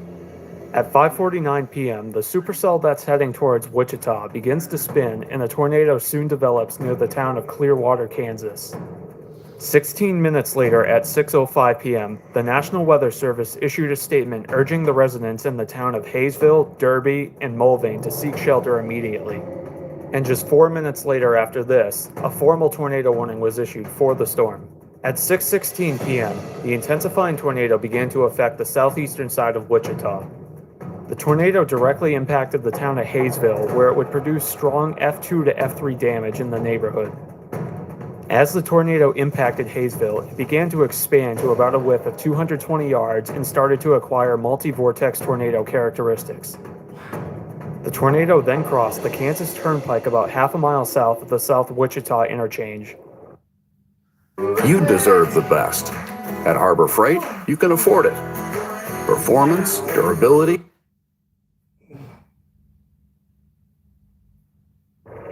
At 6:24 p.m., the intensifying and now violent tornado is approaching the McConnell Air Force Base.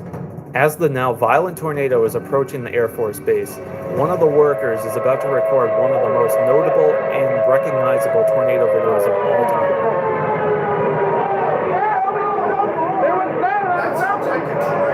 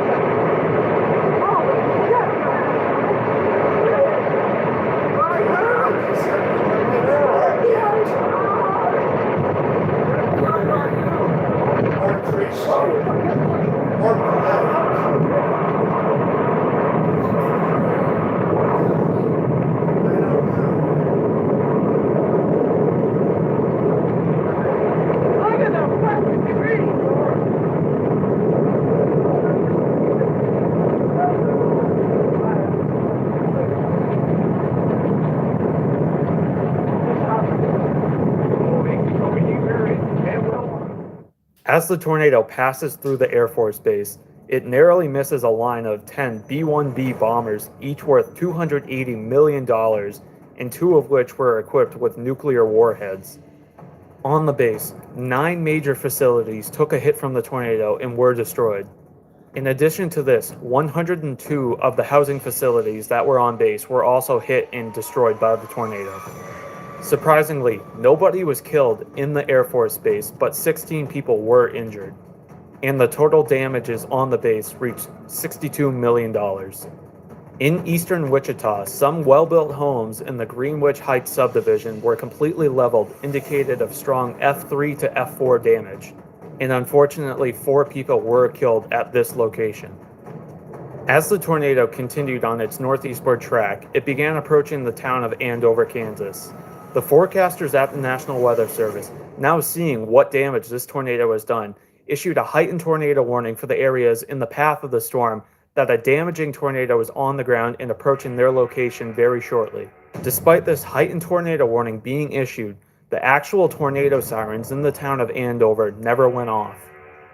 At 6:31 p.m., with the tornado sirens having failed, the police drove through the town and the Golden Spur mobile home park with their sirens blaring, trying to alert people of the threat that was now coming. 10 minutes later, the now large wedge tornado entered southern Andover and began to impact the mobile home park, which ultimately suffered a direct hit. Of the 244 homes in the park, 205, or about 84% of them, were destroyed. Interviews after the event found that 339 residents were home during the tornado, of which 146 of them evacuated. 149 of them sought refuge in a community shelter, while 38 remained in their homes. As expected, no casualties occurred among the individuals who fled the mobile home park before the tornado hit. However, among the group of people who stayed, 13 people were killed and 17 more would be injured. Just to the west of this mobile home park, some extremely well-built homes were swept clean from their foundations, earning this tornado its F5 rating. Throughout the rest of the city, over 1,500 further homes would be destroyed by this tornado. As the F5 tornado tore through Andover, another one of the most famous and recognizable tornado videos of all time was being recorded. Whoa. Yeah, it's got more bigger. Yeah. That's the video from earlier.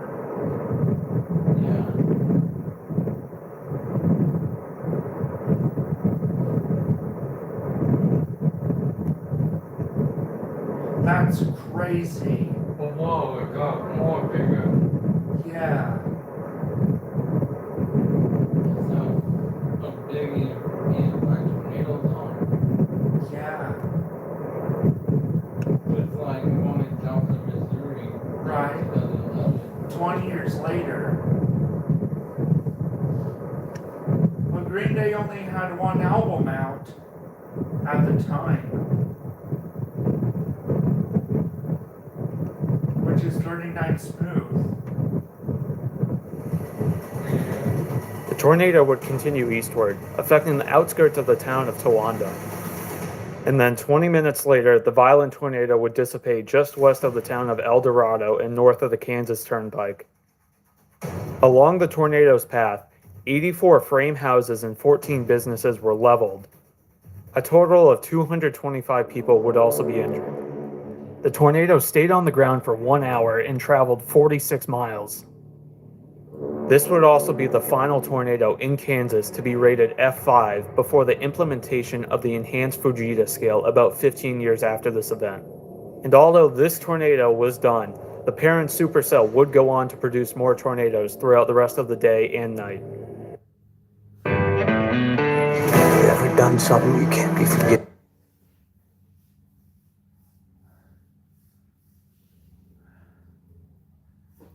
Did I hear the melody of Wish You Were Here? Yes. Les Schwab changed the tire game more than 70 years ago. Today, we still believe you should get more. One of these tornadoes dropped almost immediately after the Andover tornado dissipated. The tornado would develop to the south of the town of Cassaday and track essentially along the Kansas Turnpike, just like the previous tornado. In the path of the tornado, and documenting it, was a local news station out of Kansas. After traveling northeast on the turnpike along with the tornado, they soon realized they were in a very bad situation with the tornado hot on their tails.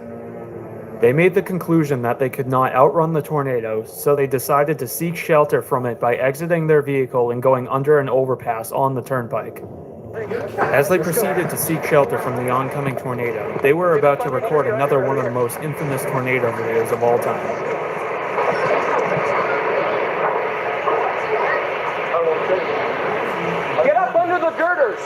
where we want to go? Yes. Underneath the girders. Keep rolling, Ted. It's coming at us. Keep rolling. Come here. Shove yourselves right up underneath them. And hang on to them. Hang on to each other. You're okay. Hang on, you'll be fine. Hang on to the girders. Don't worry about it. Just hang on. How are you feeling?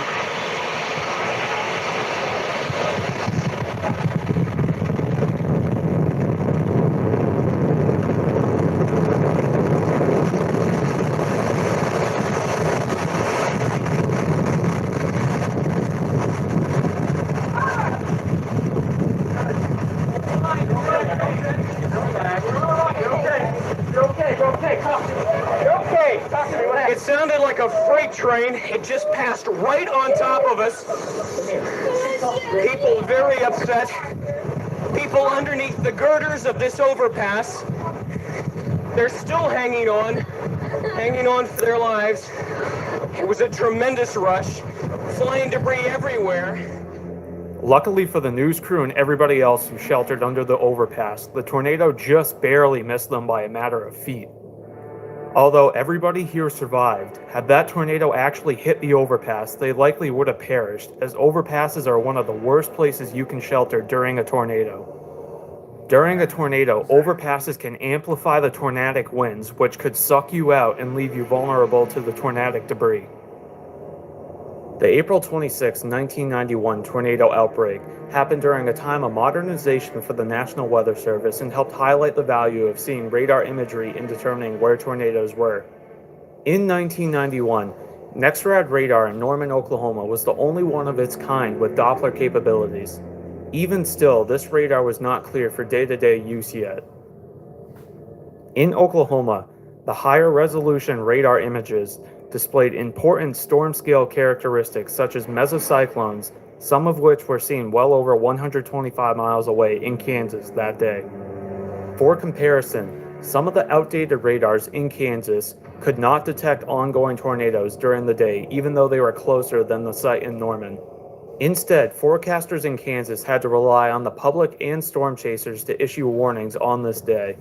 In an internal assessment of the event, the National Weather Service concluded that the National Weather Service should continue to implement the NEXRAD radars across the nation. This event illustrates the usefulness of NEXRAD velocity fields and reflectivity data to see where tornadoes are. In the years since Andover, the implementation of these radars across the country has led to a much greater lead time for thunderstorms and tornadoes when they're approaching, arguably saving many lives in the years since. And always, folks, I hope you learned something, and thank you for watching. Yeah. Oh, look. That's the Joplin one. May 22nd, 2011. This is a very dangerous situation. If you are in Joplin, please take cover. Oh, no, all right, it's behind him. Oh, good God. It's a massive tornado. Massive destruction. Have not found anyone alive, only found bodies. An ordinary Sunday in Joplin became the deadliest tornado of the century. But that was only the beginning.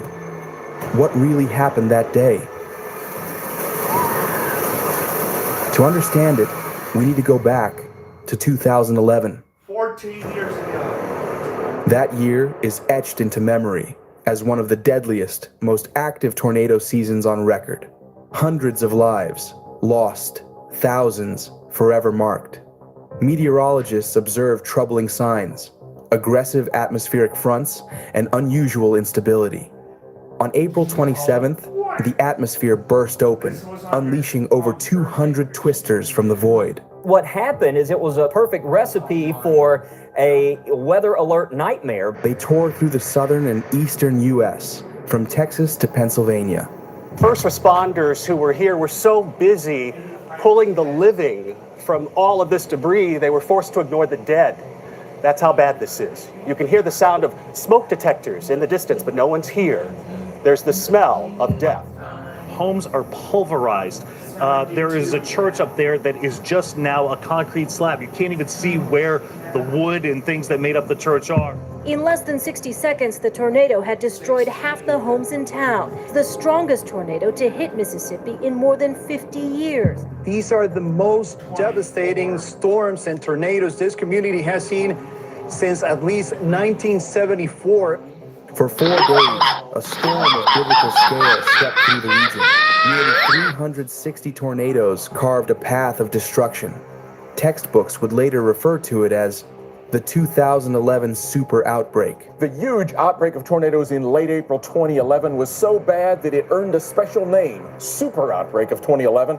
Only once before, April 1974, did an outbreak get named a super outbreak. Locals barely had time to catch their breath before the dust even settled. Tragedy struck again. On May 22nd, 2011, Joplin faced the costliest tornado in modern U.S. history, touched down, and changed everything.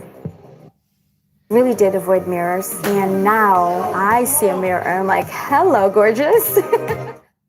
Hi there, I'm Mason with 1 Hour Heating and Air Conditioning. Here I am in a house built in 18...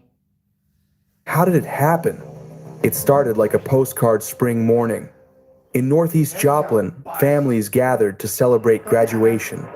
Laughter in the air, hugs all around, talk of futures just beginning. But there was something hidden, something no one saw unfolding. 190 miles to the west, the sky was starting to stir. Meteorologists were on high alert, watching every signal. 1:30 p.m., tornado watch number 341 was issued. The probability, 15%. For a town that had heard it all before, such warnings didn't sound like much. Nothing new, just another routine alarm. People were simply exhausted from living in constant survival mode. Unfortunately, familiarity dulls our instincts. Waiting can be a risky habit. 4 p.m., a thunderstorm appeared on radar. It rapidly intensified into a supercell. Then, it merged with another, forming a spiraling vortex, thousands of feet tall. Air began to spin like a drill. A mesocyclone locked onto Joplin like a target. 5:09 p.m. The National Weather Service issued a tornado warning for Jasper and Newton counties.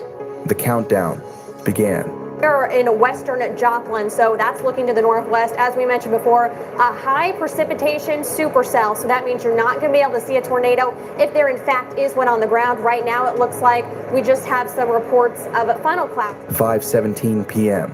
The warning was updated. 28 sirens wailed across the city.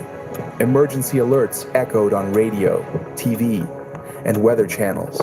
This time, the storm would teach a harsh lesson. Sirens aren't always heard, especially with windows closed. The hills and valleys created sound distortion, while rain and hail further masked the threat. A 2012 study, Paul Steimer's, found why the 2011 Joplin tornado had so many fatalities. 10% of residents, up to 5,000 people, were unaware of the warning. Of the 90% who did hear it, 84% took the NWS alert seriously. 77% said they headed to the safest place they could find. Man, that is looking ugly. And that's the tornado siren. Man, look at that. Well, that's not good.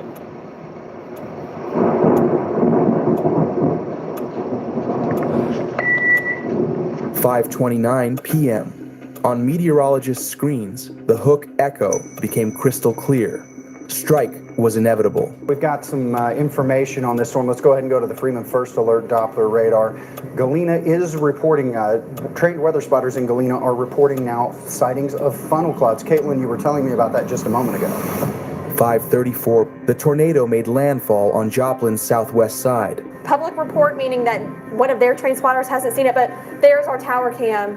That would appear to be a power flash. That could be from a lightning strike, but that is the portion of the storm that we have been concerned with. Tornado sirens once again going off in Joplin. Those are definitely power flashes that we are seeing on the ground. TV networks and phone lines were going down. There was no way to carry calm professionalism anymore, and no need. What they saw was terrifying. In moments, the studio was filled with voices of anxiety and fear. Take cover. Yes, please. Right now. Please, I am telling you to yes, take cover. Take cover right now. We do have a Folks, tornado on the ground. This is a tornado. Yeah, this is a very dangerous situation. We cannot stress this enough. If you are in Joplin, please take cover. Then, the broadcast cut out. Darkness begins to swallow the city. 5:37 p.m. Just 3 minutes later, the tornado slammed into St. John's Regional Medical Center. Inside, over 180 patients and medical staff. They had received a warning. They followed the protocol. But time was not on their side.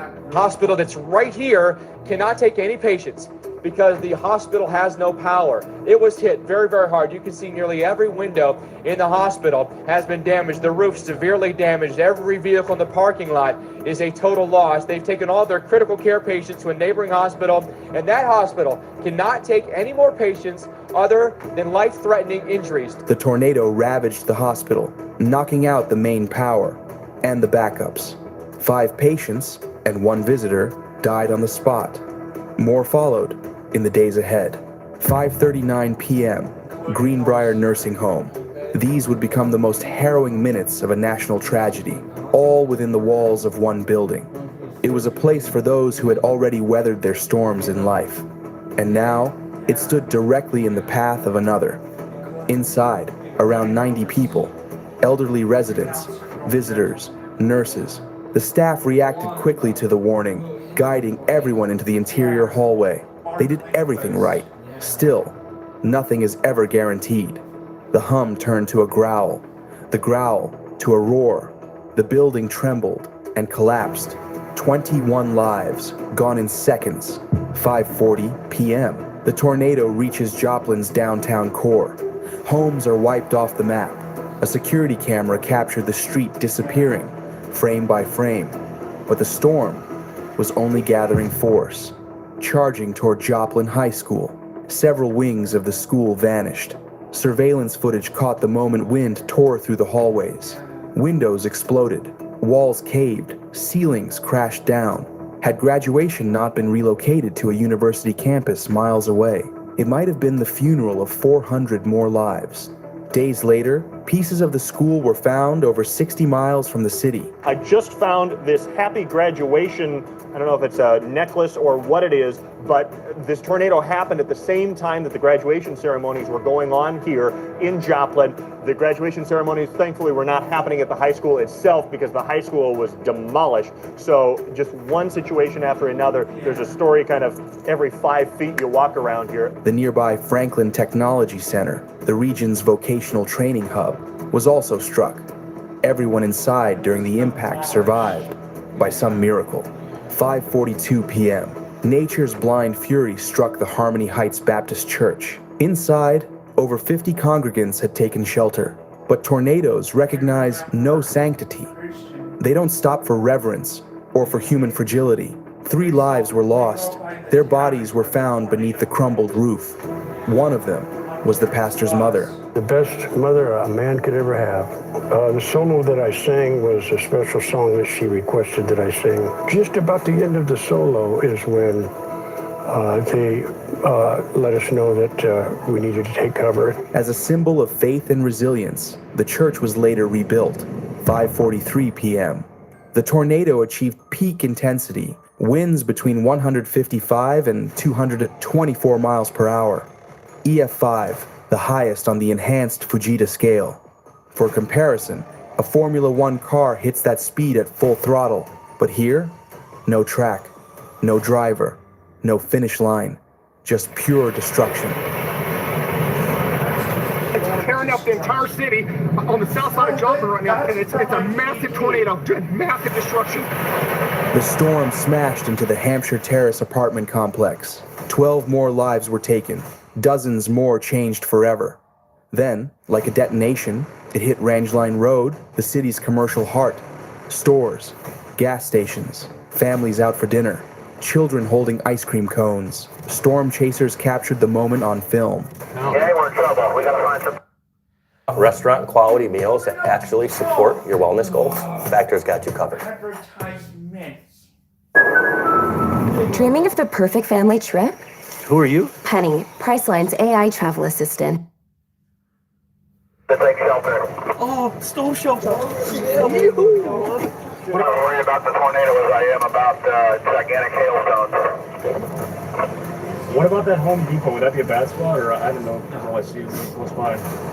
Hey, get the light to turn so I can get the. Oh, so I just saw that big power flash. Whoa, straight through those trees. That was a big power flash. There could be lightning too. Could be lightning, yeah. I need a power flash. It's too low to be lightning. Need the lights very, very low.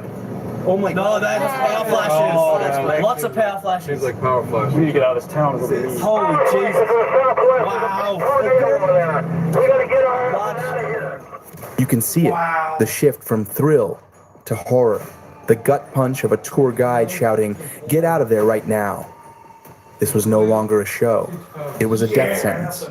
That means it's past this though. You can see the monster, you can see the rip. Oh, shit. You can see the rain wrapping there. Yeah, people. Go, just go. Oh, no, alright, it's behind him. Oh, good.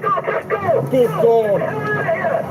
This is bad, really bad. Jesus. That's a monster, this. Oh, explosion. Oh, my God. Oh, it is right there. In mere seconds, AT&T, Walmart, Pizza Hut, and Home Depot were obliterated. There was almost no way to survive in that area. Cars were wrapped around trees. Others were hurled into nearby businesses, over 200 meters from the parking lot. Metal, twisted like foil. In one car, they later found an empty child's car seat. The driver was never identified. At Joplin's Home Depot, the search and rescue personnel from Missouri Task Force 1 have not found anyone alive.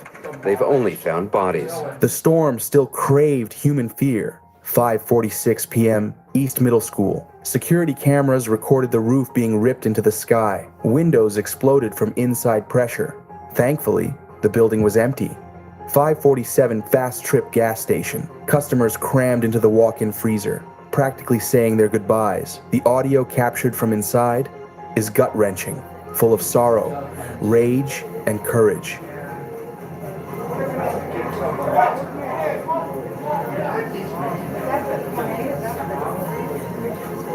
Everybody get down. Low on the ground. Yeah, I know.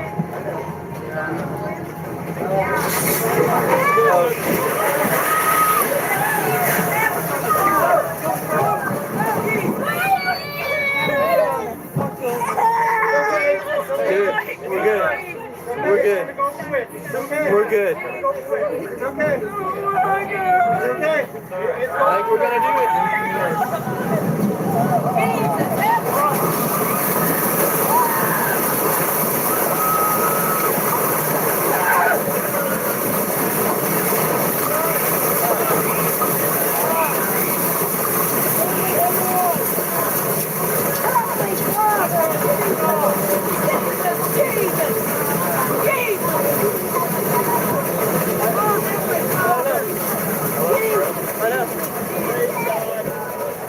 The entire building was leveled, but the people inside survived. When they crawled out, the streets that had once raised them were now unrecognizable. What had once been alive with motion and sound was now piles of brick, shredded metal, and the smell of gas in the air. All right, here's the gas station that we were at.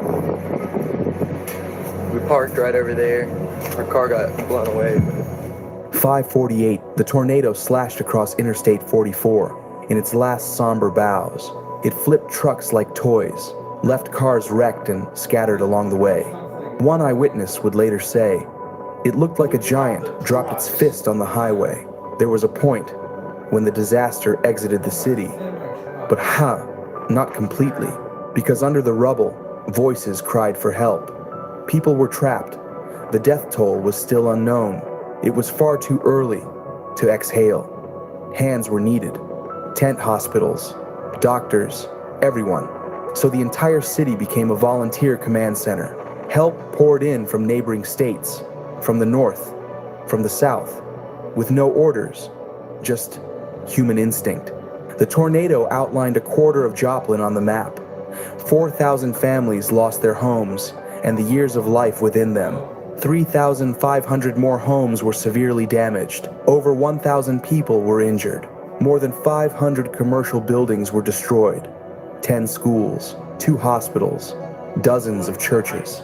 Total damages? Over $2.8 billion. But no number can account for the price of a life.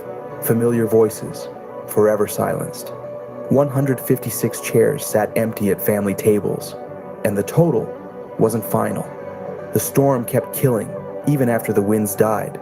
In the following days, a new enemy emerged, mucormycosis, a rare fungal infection spread from the drifted soil to open wounds and lungs. 18 cases, 5 more deaths. It took everything Joplin had, but fate did not break this city. It stood back up. Within 3 years, school bells rang again.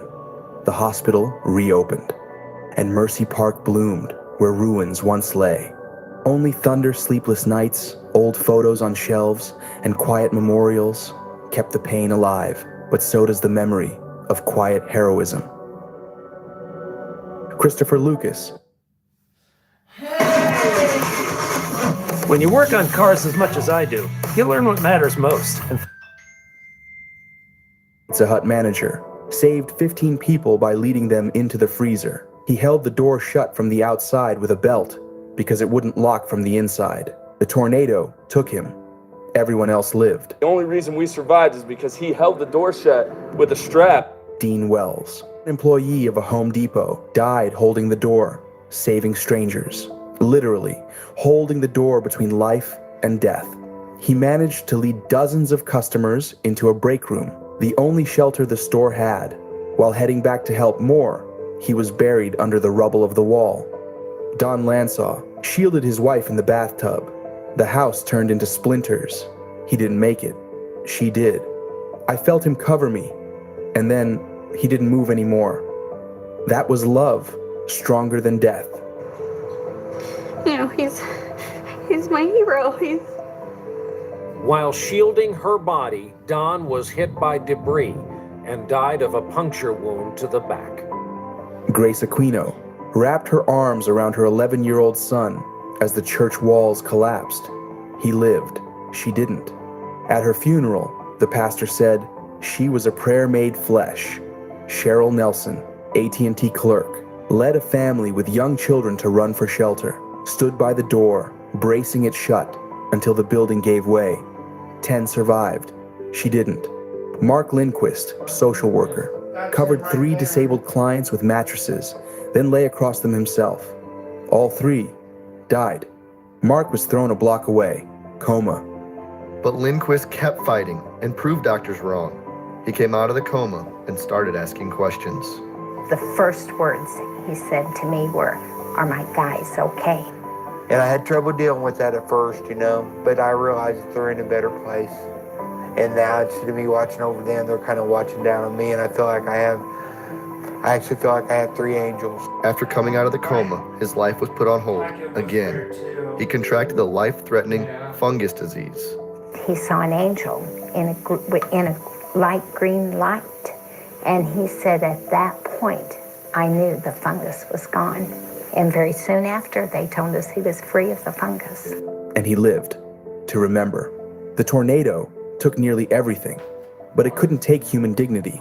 It couldn't take love, take care of one another.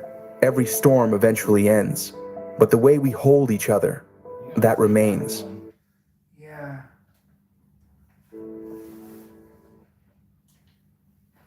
May 31st, 2013. The largest tornado in history had just begun. Just bad, Gary. What direction are you looking? Oh, look at that. But the chasers were already caught. Go, just keep going if you can. Keep going if you can. Everybody duck down. Everybody duck down.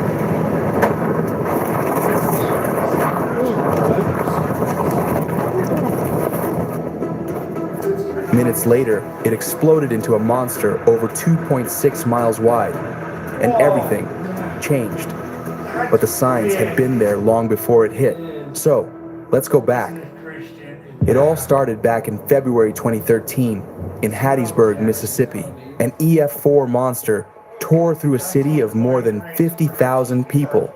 The tornado leveled dozens of buildings, shredded the campus of the University of Southern Mississippi, and damaged dormitories. This building here at the University of Southern Mississippi has stood here for more than 100 years, and it was destroyed in seconds. Fortunately, no one was inside. With that kind of force, it seemed impossible to avoid casualties. But somehow, miraculously, no one died.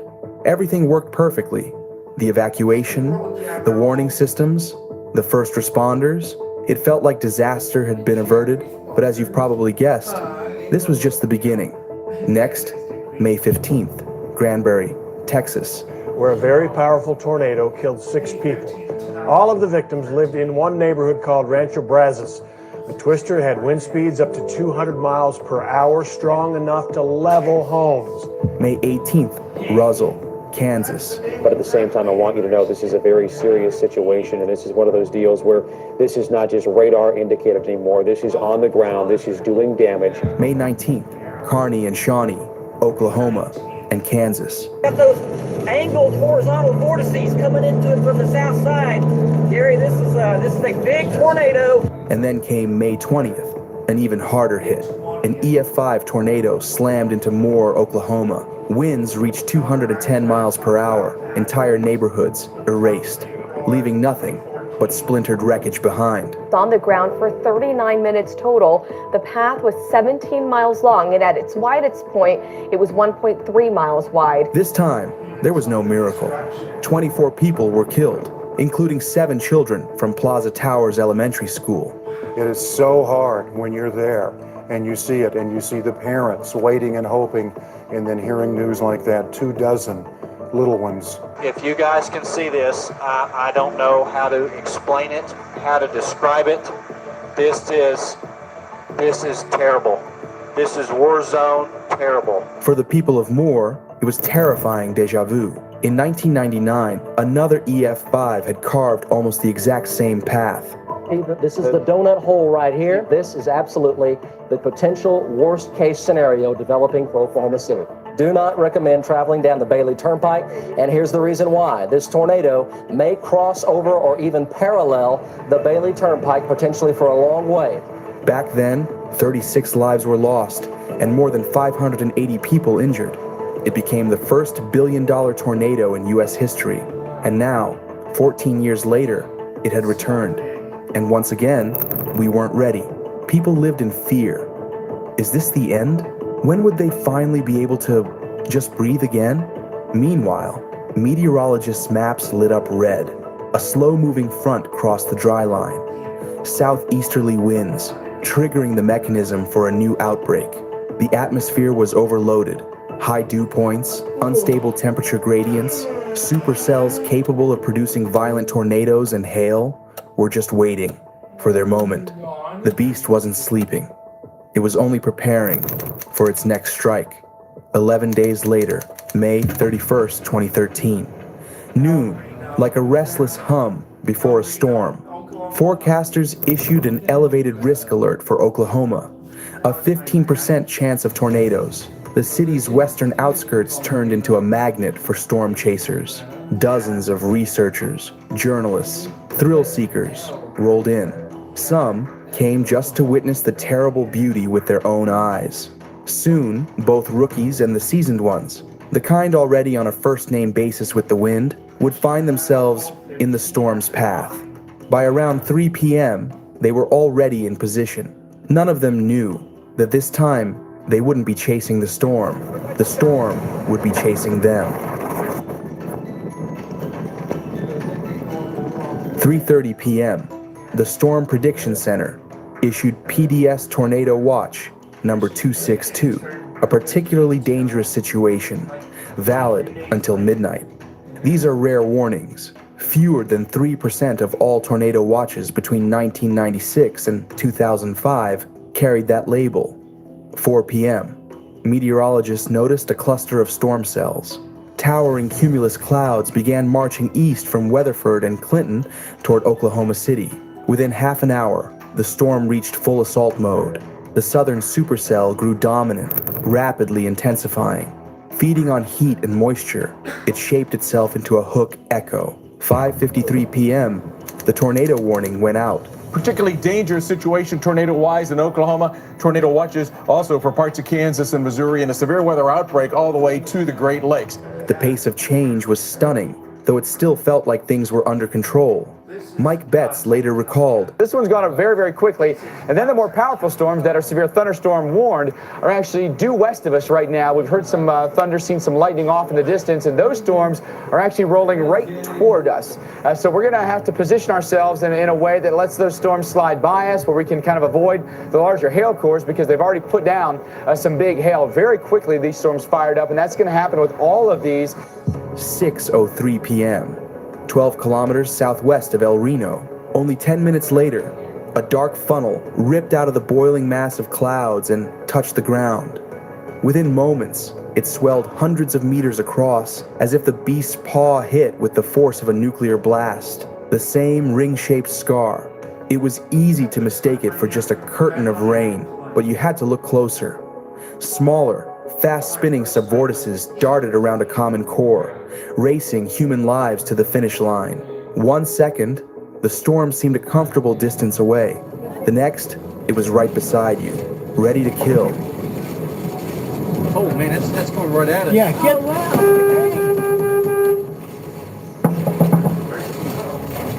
From the very start, this tornado had been breaking the rules.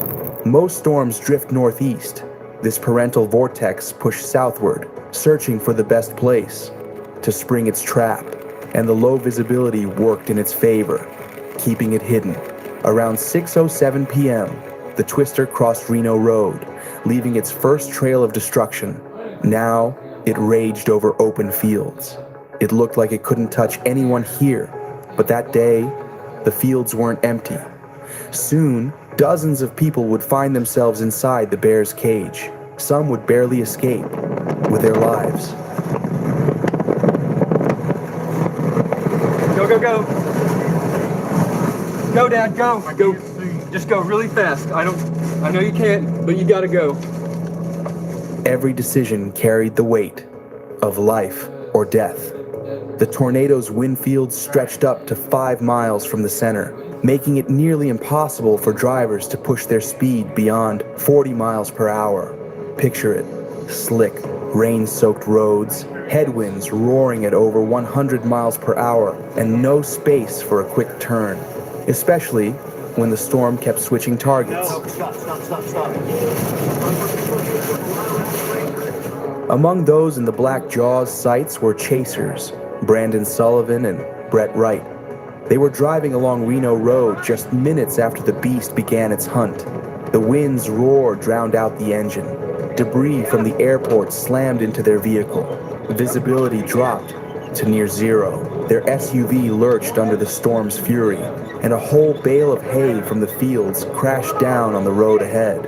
40 seconds decided their fate, and they managed to break free. Behind them, the Twistex crew realized they were heading straight toward the tornado and swerved away. Just half a mile apart, the Dominator team suddenly found power lines blocking their path. They got stuck. The list of those in danger was far from over. When the tornado reached US 81, many spectators had stopped there, thinking they had a safe vantage point. It was only a matter of time before they found themselves on the edge. One of them was local, first-time chaser Richard Henderson. He managed to snap a photo of the massive vortex bearing down, then realized it had changed course, heading northeast, straight for him. He tailed it from the south, trying to keep the distance. After 6:20 p.m., the storm reached its breaking point. The tornado's behavior turned erratic. When the tornado slams into Highway 81 at nearly 60 miles an hour, it's 2 miles wide and still growing. From a mile-wide funnel, it ballooned to a record-breaking 2.6 miles across, and with the size came speed. The stakes skyrocketed. Now the vortex tore across the fields faster than most vehicles could run, nearly 90 miles per hour. Wrapped in concentric curtains of rain, everything around dissolved into a solid wall of gray. Right, I believe it's going to be right back in there, Gary. That's where we're looking. We just can't see it due to the heavy amount of rain that this thing is throwing out, and a lot of hail in this too. Witnesses, watching from different angles, swore the wind began to howl. Nobody could tell anymore where the danger zone began. The condensation funnel was so massive that if you were inside it, you might not even realize it. Just wind and rain until you stumbled into a sub-vortex ripping at 300 miles per hour. Many chasers, dodging desperately along dirt roads, got far too close.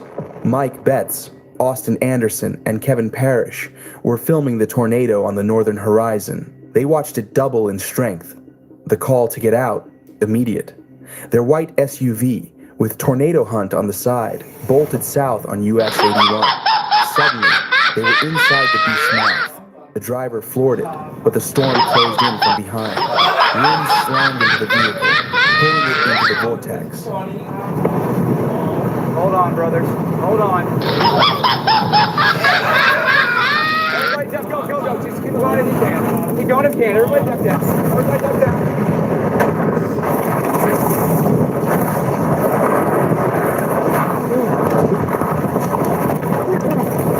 The tornado hurled a 6-ton SUV 30 feet into the air and spat it into a field more than 200 yards away. All three were belted in and miraculously survived. Injured, but able to crawl out of the mangled wreck themselves. It was a lesson learned. Even an armored tank isn't invincible. And there was a moment where we were kind of weightless, and I knew we were in the air, and it felt like forever. And I had this moment where I truly felt like I was going to heaven. You can hear pebbles and stones and pieces of farm building and corrugated steel and crap hitting the side of the vehicle. And you're talking to yourself, and I'm there and I'm talking, you're not going home in a plastic bag. Next, the monster crept up on Richard Henderson. At the time, he still thought the storm was a mile east of him. A few moments, then darkness. The vortex swallowed his vehicle whole. Later, they would find his phone in the grass with the last photo of the tornado sent to a friend. 6:23 p.m. Near the edge of the condensation funnel, 3 groups were caught. The K4 News, Dominator, and Twistex. Dan Robinson, driving ahead of Twistex, saw with his own eyes as the vortex crept up on a white Chevrolet Cobalt. It can't be. They'll veer away in time. But the gray shroud consumed the car. Tim, Paul, Carl, dead instantly, the vehicle's remains, scattered across the field. They had only wanted to place a probe in the giant's path, to collect data that might help everyone in Tornado Alley, but they were too close. For the first time, a tornado direct strike has claimed the lives of professional chasing researchers. Dan himself was luckier. His vehicle was spun, shoved off the road, avoided being pulled into the tornado's inner core. Behind them, in Highway 81, the KF4 team, reporter Emily Sutton and driver Kevin Joseph. They made a sudden dash north, only for a wall of debris to crash over their SUV. Injured in the hit, but survived. 6:28 p.m. Growing bigger, the monster pressed in on the western edges of Oklahoma City. The National Weather Service sounded the alarm. A tornado emergency for Yukon, Bethany, and the west part of the capital. On TV, urgent voices pleaded for people to take shelter. Long sleeve shirts, make sure you have long pants on, make sure you have shoes on, wrap up in blankets and get in the bathtub or stick yourself between the wall and the stool, whatever. So, this will eventually pass, but this is a very dangerous storm. We see a large debris ball right now, right along Interstate 40s. The tragedy in Moore had already taught that a basement can save your life, but not everyone had one. On live broadcast, K4 meteorologist Mike Morgan advised those without shelter to evacuate. For all of South Oklahoma City, and do that now, or get in your car and drive south. The advice that would later bring a storm of criticism down on him. The problem was, I-44 was already jammed. Even earlier, residents had poured into their cars to flee, clogging the highways into a solid line of steel. Being in a car in a tornado is a really bad idea, and you got to find a place to go. Those still trying to get out now found themselves trapped from both directions. On the horizon loomed a dark wedge. Radar showed it sneaking straight toward those mile-long lines of traffic. NWS analysts calculated a hit on the packed interstate could have killed more than 500 people. Helplessness, fear, desperation, the same emotions rippling through every soul caught in this suspended-in-time chaos. 6:30 p.m. While drivers sat frozen in uncertainty, researchers from the University of Oklahoma were watching something outside their experience. The mobile radar, Raxpol, positioned north of the tornado, transmitted jaw-dropping data. Winds inside the vortex, about 300 feet above ground, clocked 135 to 150 meters per second. That's 313 miles per hour, the fastest wind speed ever recorded, beating the 1999 record of roughly 300 miles per hour. But it wasn't just the numbers that troubled scientists. Our radar revealed something that looked like an eye. Yet NOAA insisted tornadoes are multiple subvortices spinning inside a larger parent circulation. That kind of calm center is typical only in hurricanes, 20 to 40 miles wide. So far, it had only been observed in the most intense tropical cyclones. What were they dealing with? It seemed El Reno had formed a pocket of eerie stillness where the subvortices never collided. Instead, they peeled away from each other to attack in different directions. These predators inflicted the worst damage.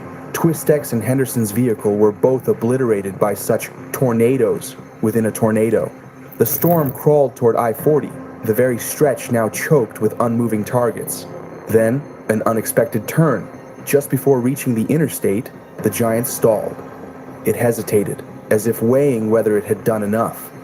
The central circulation began looping along the highway, slowly shifting northeast. It was almost a gift from the sky for those trapped. A direct hit was avoided, but the tornado still crossed I-40 at a spot with relatively few cars. Some vehicles were struck, and 2 more lives were lost: Maria Martin and her 17-day-old daughter. Later, 20 people with vehicle-related injuries would seek medical help. In those minutes, cars spun in frantic U-turns, right in the middle of the road, some driving into oncoming lanes just to escape. Even seasoned drivers were rattled, police sirens tangled with the growl of thunder and the bellow of the wind. This chaotic flight would go down as a case study in what not to do when a storm is breathing down your neck. Never drive straight into its path. 6:43 p.m. After crossing the interstate, the tornado began to weaken, finally dissipating north of the highway. It missed the densely packed northwest suburbs of Oklahoma City by just a few miles. Had it kept its strength and tracked farther east, the outcome would have been apocalyptic. In 40 minutes, it carved a path 16 miles long, officially rated EF3, but radar data left no doubt. It had EF5 winds. Chasers agreed it had the power. It simply didn't unleash it. That will eventually be revised. The top tornado scientists in the world today, like Dr. Howie Bluestein and Dr. Chuck Doswell, strongly disagree with the NWS decision. 135 meters per second, which is 300 miles per hour, which is EF5. This is as strong a wind as we've ever measured at the ground. When the vortex left, danger didn't vanish with it. The supercell spawned several weaker EF0 to EF1 twisters and unleashed giant hail and torrential rain. In western Oklahoma City, just 3 to 6 miles from the tornado's core, baseball-sized hail crashed down. Stones 3 to 4 inches across smashed roof shingles, shattered windshields. People and animals were injured. 16 cases of impact wounds recorded. Over the next few hours, 180 to 300 millimeters of rain drenched the city. In the floods alone, 14 people died, more than the tornado killed. That evening became a double disaster for Oklahoma. When the rain eased, the whole picture emerged. Farms and isolated structures south and east of El Reno had taken the heaviest beating. Homes near South Airport Road and Southwest 15th Street utterly wiped out.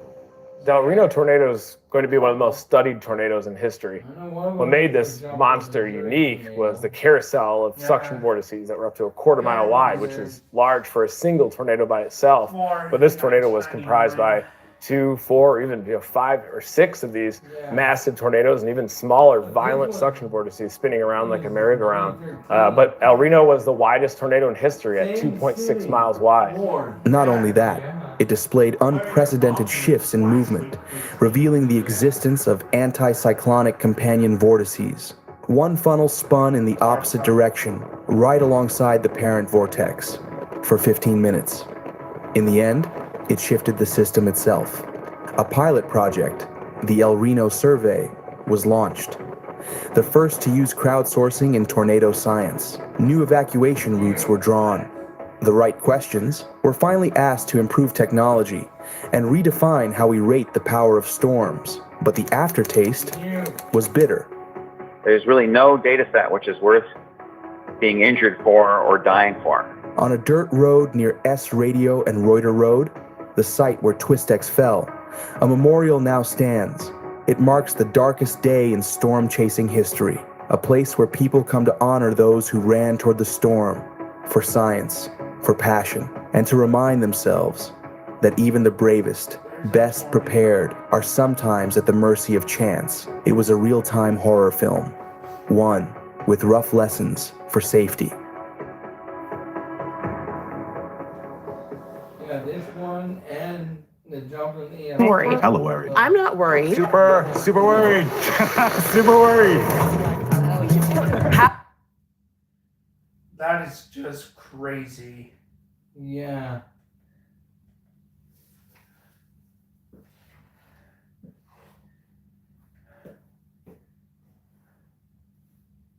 $55 tornadoes one day? Where? Go back up. Look. 1965. Wow, on Palm Sunday. Yeah. That's like 60 years ago. Yeah. Yeah. We weren't even born yet. Mom wasn't even born yet. Wesley Derrick wasn't born yet. Wesley Wobbin wasn't. Wesley Wobbin wasn't born yet. Yeah.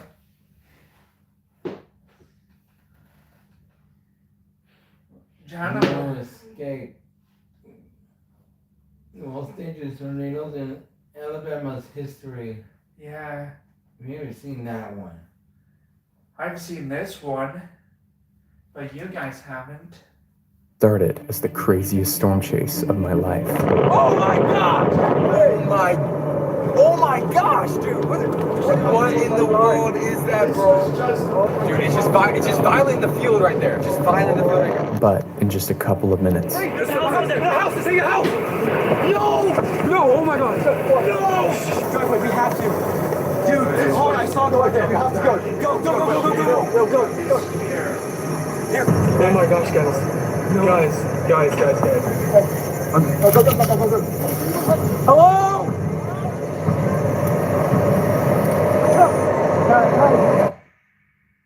it's June 28th, 2025, and me and my friends are storm chasing near South Dakota. By 6 p.m., storms began to form across the area. The challenge was picking the one most likely to produce a tornado.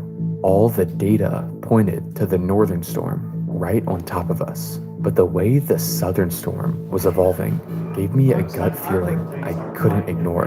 In a split-second decision, I made the call. We were blasting south, away from the logical play. All right, yeah, I'm really liking that west cell, honestly. Ooh, it's got a good couplet on it. Oh, we gotta go. We need to get there right now. Punching through the heavy rain and hail, we began to close in on the southern storm. Every new radar scan showed rotation building stronger and stronger now. My gut was right, and we were now one turn away from what was about to become a monster. Oh my gosh, dude. Okay, oh my see gosh. the base out. Look at that. I'm going to get my window down. Give me a second. Dude, look at that. Yeah. Hold on. All right, we got a massive wall cloud massive wall cloud near Clear Lake, South Dakota right now. We're about to have a huge tornado. We're about to... Big tornado inbound. I swear I see a noodle. I said... No. Yes! Woo! Prize Picks lineup is all green, baby! Yeah, me too, boy. That's how we do it. We are prediction geniuses! Those 5 days. No. Get $50 instantly when you play your first $5 lineup. Prize Picks. It's coming down, dude. Oh my gosh, dude, it's coming down. It's coming down. It's coming. Oh my god, yeah, it's coming down. It's coming down right here. Videoing. I'm getting out. Can I get out? Oh my gosh. Watch it, watch it. The tornado began in open fields at 7 p.m. just west of the town of Clear Lake, South Dakota. However, multiple rural homes still sat in the area, and one of them was in the direct path of the approaching tornado. It's literally violent. Yeah, I know. Literally a violent tornado.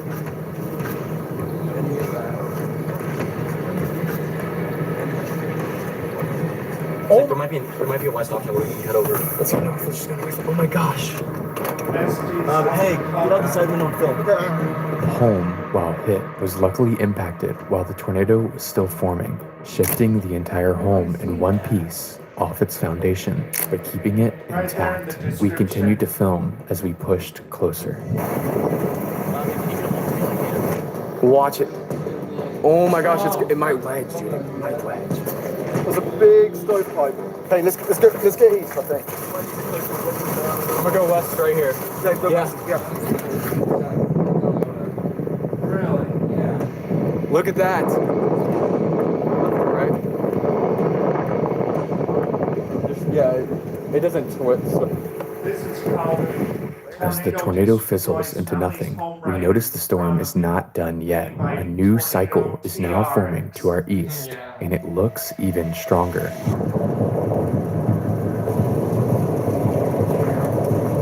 Okay. Yeah, nasty supercell. Huge supercell right here. That thing's about to drop. Oh my god, the scud beneath that is moving so fast. Yeah, we're about to have a huge tornado. Big tornado inbound. How is it going back up? Isn't this thing dropping? I don't understand why this isn't dropping. Yeah, it's getting like choked off or something. For some reason, despite an intense signature on radar, the supercell struggled to produce. I was starting to think the day was over, that we'd go home with great footage, but nothing more. But that's exactly when I noticed it. While sitting in the rain, I briefly glanced at radar and noticed a cluster of storms was beginning to create rotation to our west.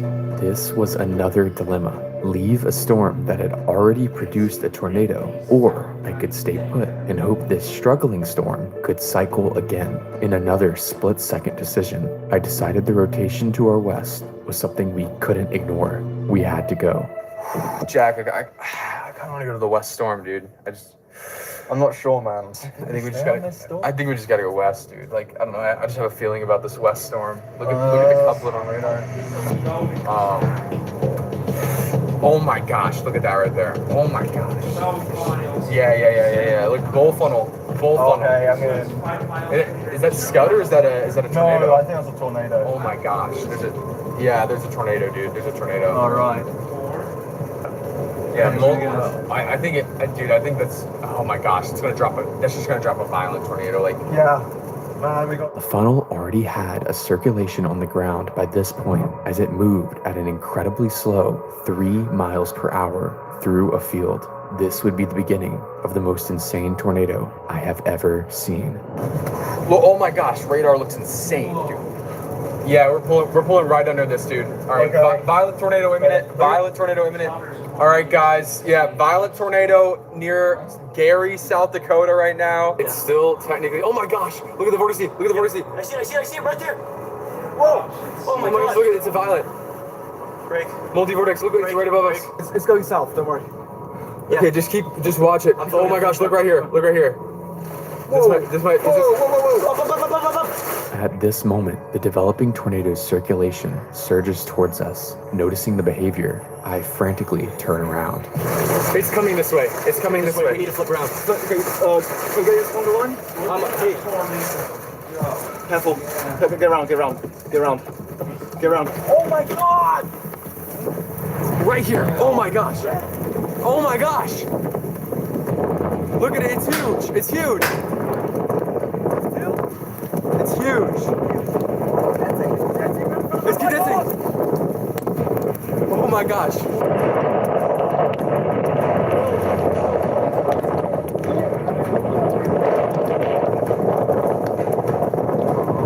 Oh my God. Yeah. Oh, it's right there.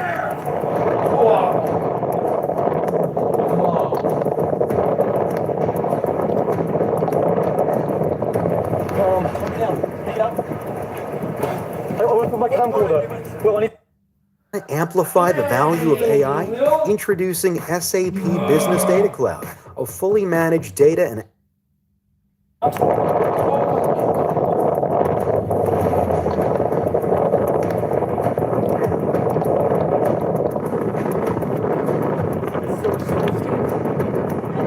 Oh my God!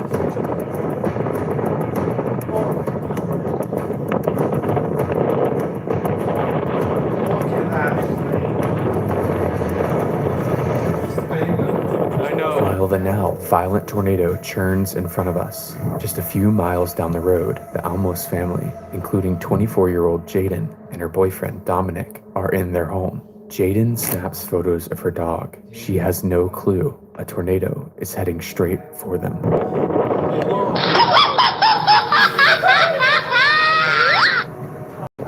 Video that.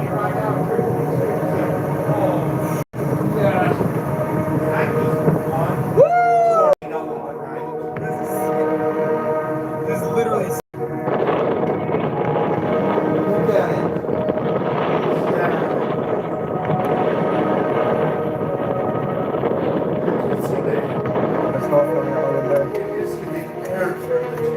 Is this near any houses? I don't see any houses. I feel like there's no houses. All right.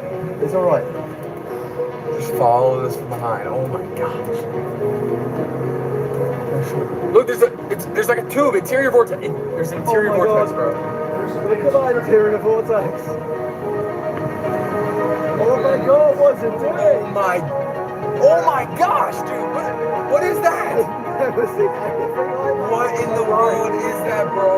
Oh my God. Oh my gosh. Oh my God. Multi-vortex. Yeah. It's like a snake, dude. It's like a snake. I had that for the phone. My phone is so good. Lens is shot. Just a pillow shirt here. Come on, thanks. Look at that tube up there. It's the incredible thing ever. Dude. Oh my God. Oh my. That is a joke. What? What is that? Keep going, please. We gotta keep going. It's gonna cross. Is it gonna cross? It's gonna cross the road right in front of us. Oh my gosh. It's just surging ahead. Yeah, look at it. The extremely erratic tornado somehow avoids 3 houses as it takes a sudden turn north. It's doing it again. It's gonna cross the road. Go. I just like, this thing is an EF5, you know, like. It's crossing right here. It's crossing. Look at this. How long's it gonna go down? We're gonna have to go. We're okay. North. Oh my gosh. No. I'm saying the wind. I'm sticking my head out. Look at it. Look at Dominator's in there. Oh, wait, it's coming back. It's coming at us. Tornado stalls over. Will. Oh my God.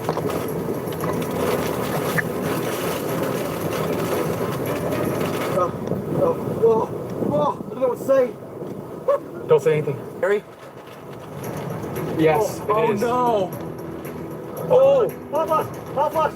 Hot going down. We're okay. Look at it. We keep going. Get in the field next to it. Hold on, breathe. Look at that ghost train. Oh, that was like peaking. It's literally, I'll never have a bad day in my life. No, I'm not saying this. It's the best day of my life. Oh my God.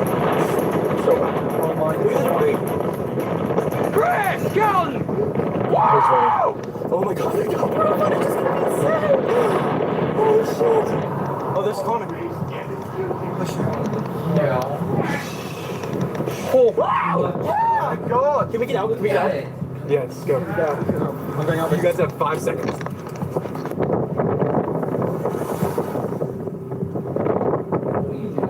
crossing the road directly in front of us. It decides again to take a sharp right turn, now aiming right for homes along the highway. Metal in there. Oh my god. I mean, hit something? No. In the streets. It's gonna hit the trees. It's gonna hit the trees. It's gonna hit those trees, dude. Okay, man. Yeah. Just gotta focus. Dude, this is the strongest tornado I've ever seen in my life. This is the strongest tornado I've ever seen in my life, bro. The vortex just barely misses the first home, destroying a shed and mangling trees to the point of debarking. The smell of freshly shredded trees and earth fills the air. It smells like, you smell it? No! You missed the houses right there. Oh my gosh, you just threaded the needle between them.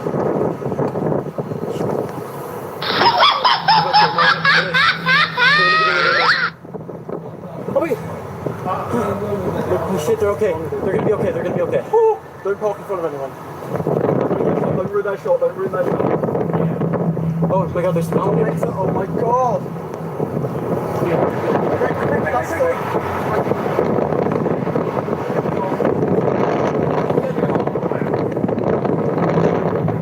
I'll tell you when to break, okay? Keep going. House with people inside. Oh my god, it's the house getting out. You're gonna get past this power lines in case they go. We're good. Look at it! You're good. Look at it! The tornado narrowly misses the second and third home along the highway, quite literally passing through their backyards. The Almos family is the only home left in the path, and it looks like it'll be a near miss too. However, at that very moment, the tornado deviates slightly northeast. The Almos are about to take a direct hit.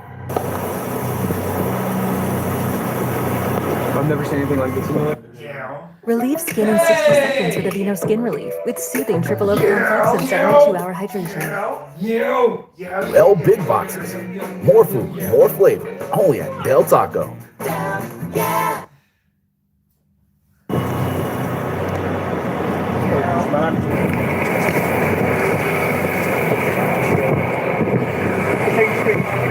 Oh my god, look at it! Pick up that drink!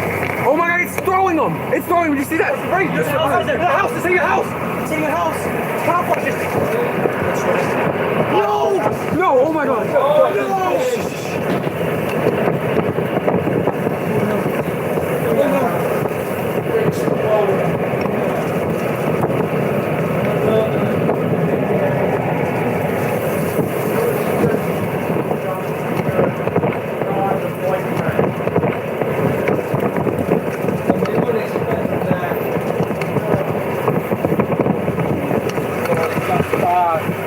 It's bad. How do you get to my house? RV. There's a driveway right here. Driveway. We have to. There's a car. I saw a car there. We have to go. Go.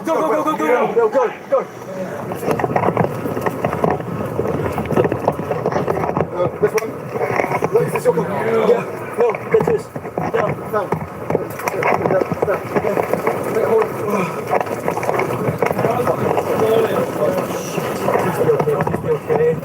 Okay, first aid.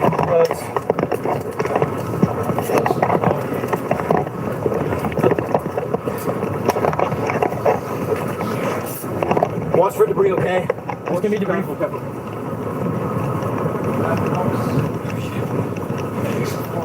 Okay, take it.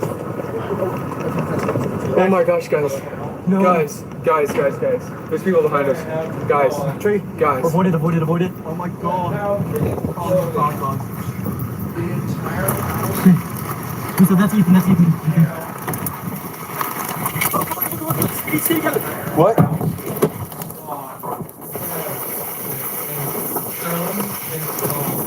Oh my gosh.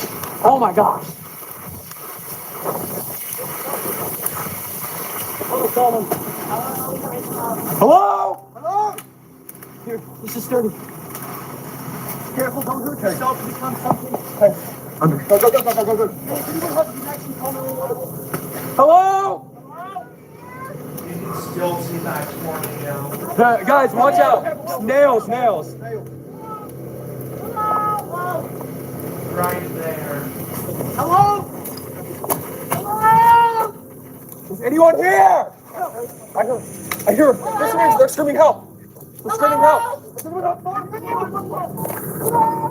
Hold on.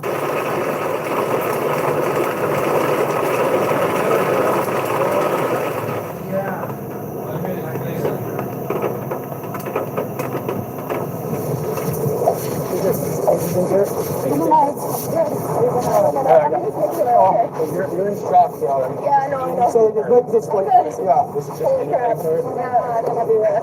guys go? We're right in the basement. I can't believe that. We're gonna sit down. That's what God did. I was saying, but when this food, when we got down on the ground, I swore I couldn't get food. I was like, their noses. I know. We asked the God, we have one. I don't know how to have to survive. What's going on?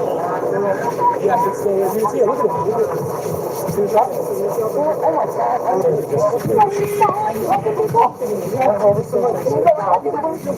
like, where is everybody? Yeah, that was going on.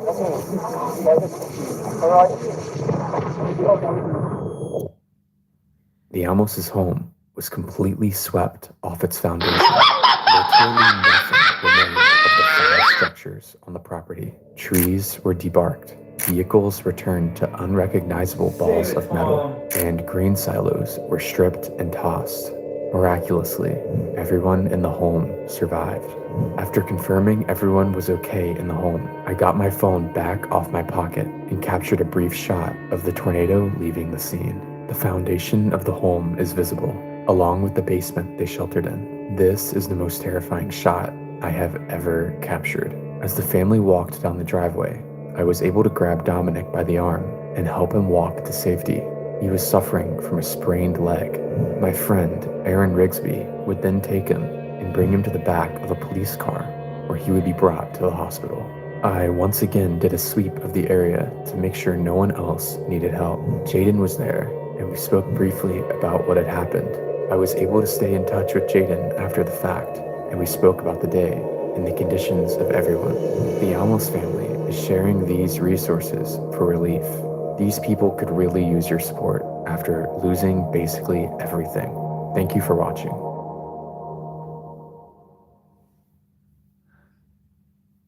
Apartments.com, we go above and beyond to make renting easier on every single level. Yeah. What? There's World Trade Center. April 27th, 2000. Yeah. Yeah. The night of the Twisters. Yeah. Wait. The city that got hit by 7 tornadoes in one night? Yeah. What? June 3rd, 1980. There's a Washington tornado. Morning of November 17th, 2000. There's the one in Wait, Salt Lake. You're gonna say it here. Morning of November 17th, 2013, Matt Wells would witness one of the most frightening things anyone can ever see. A powerful tornado tearing up his hometown. That's... I don't think anyone can ever be 100% ready to face a tornado. Sure, we can build stronger houses, dig basements, and warn people in advance. But at the end of the day, we're at the mercy of the... Yeah. Atlanta tornado. It's Wait. How basketball games saved thousands of lives. It's March 14th, 2008, in the SEC basketball tournament, with Alabama trailing Mississippi State 59-56 with only seconds left in the game. Alabama needs some last-second miracle in order to extend the game and their season when this happens.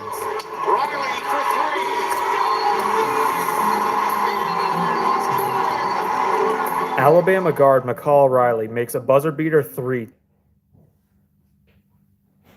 Tie the game at 59-59 and send it to overtime. By making this shot, McCall Riley likely just saved thousands of lives from an oncoming tornado. Let me explain. It's Friday, March 14, 2008, and the SEC basketball tournament is underway in Atlanta, Georgia.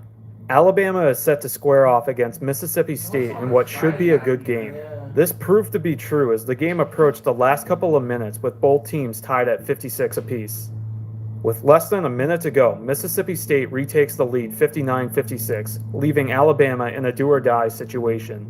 It's now approaching 9:30 p.m. local time, and there's only 7 seconds left in regulation of the game. Alabama then inbounded the ball, and Mississippi State tried to intentionally foul so the game could never get to overtime, but the referees did not call the foul. That play took up 5 of the 7 remaining seconds, meaning that Alabama only had 1 play left in the game to tie it. Alabama had time to inbound the ball to McCall Riley, who shot to save their season.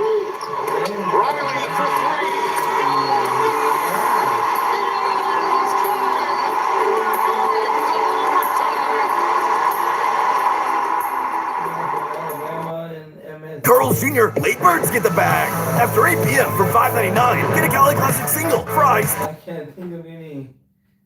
The ball rattles around the rim and then drops in to send the game into overtime in miraculous fashion. It's now a few minutes after 9:30 p.m. local time, and the basketball game is preparing to start the overtime period. Meanwhile, on the west side of the city, a nasty thunderstorm is beginning to enter the area. In a surprising turn of events, severe weather was actually anticipated the next day on Saturday, March 15th, but not for that Friday night. In fact, the Storm Prediction Center for most of that day did not predict any chance of a tornado happening in the Atlanta area. However, when they put out their most recent outlook at roughly 8 p.m. that night, they noticed the isolated storm that was heading towards the metro area and decided to expand the 2% risk into the metro. As the storm enters the city limits, the rotation significantly intensifies and soon thereafter a tornado develops.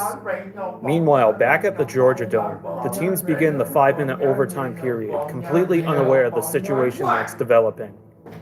They play the first minute and a half of the overtime period without issue, and then things begin to get weird.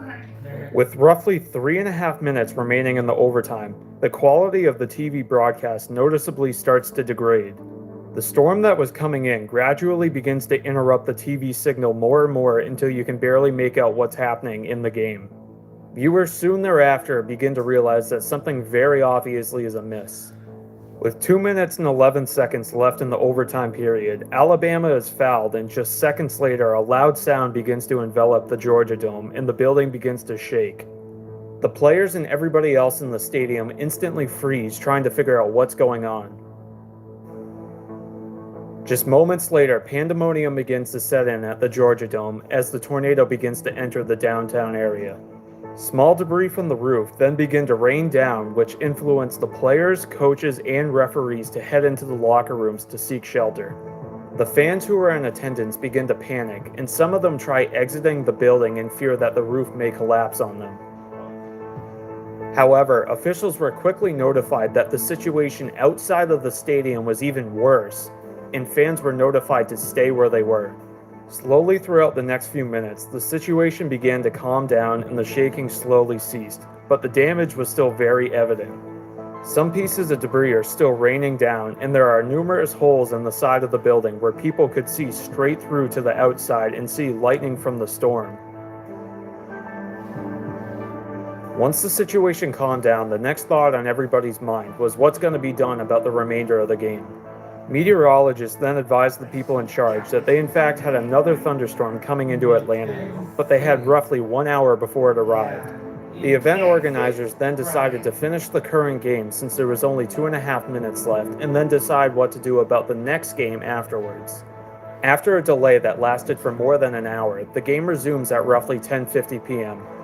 Just like the end of regulation, the game comes down to the wire in overtime, with Mississippi State holding a 69-67 lead with just a half a second left.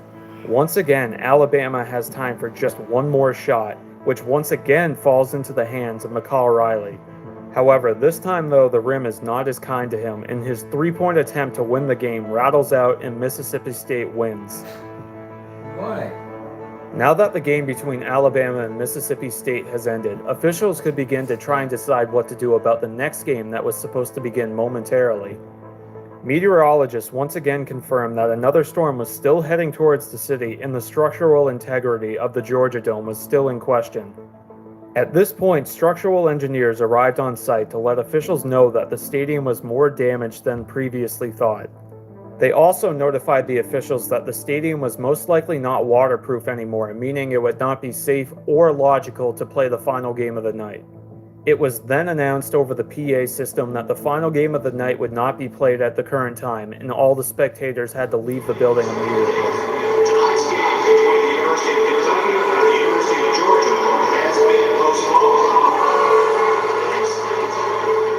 The fans, staff, coaches, and players soon thereafter step outside into an almost unrecognizable downtown Atlanta. Trees were brought down, cars were thrown, windows were shattered, buildings were destroyed, and there was debris everywhere. 4 cars in a row here, 3 taxis and another car were tossed around by the storm, thrown around, the windows all blown out of them, and just people walking around in just dazed wonderment that this thing blew through without much warning at all. It was initially thought that there was no fatalities because there was nobody on the streets at the time that the tornado struck. However, this was eventually proven as false, as a few days after the tornado, one body was found in the debris of a destroyed building. That's when the fans and media began to realize what actually happened here. They realized that if McCall Riley hadn't made that shot to send the game into overtime, 20,000 people would have potentially been on the street leaving the arena exactly at the moment that the tornado tore through downtown. There's no way of knowing how many fatalities there would have been had this hypothetical situation actually happened, but we do know that it would have been way, way more than the one fatality that did actually happen. Now that the tornado and sporting event were over, the National Weather Service could begin to survey the damage that the tornado caused. The isolated supercell which would spawn the tornado developed in northeast Alabama around 6 p.m. and tracked directly towards Atlanta in the coming hours. The tornado itself first touched down near the intersection of Simpson and Burbank Streets in the Vine City neighborhood just west of downtown Atlanta. The tornado touched down just minutes after 9:30 p.m. and tracked almost due east. As the tornado tracked east, it moved directly over the center of the Georgia World Congress Center, about 100 yards north of the Georgia Dome. It then hit the CNN Omni Hotel complex and the Phillips Arena. It then moved across the Equitable Bank Tower and across Interstate 75 and 85. It then moved into the Cotton Mills Loft across from the Oakland Cemetery located near the Fulton-DeKalb County line. After this, the tornado weakened but continued moving into extreme western DeKalb County before finally lifting for good. The tornado had a total path length of 6 miles and a maximum path width of 200 yards. Maximum wind speeds of the tornado were estimated to be 130 miles per hour, which is a high-end EF2. The tornado also caused 30 injuries and 1 fatality. The tornado had a path width of 100 yards as it moved across the Georgia World Congress Center. Also, at this point, the tornado was at EF1 intensity. At least 50 homes were damaged by the tornado, as were several multi-story towers and commercial buildings near and east of Centennial Olympic Park.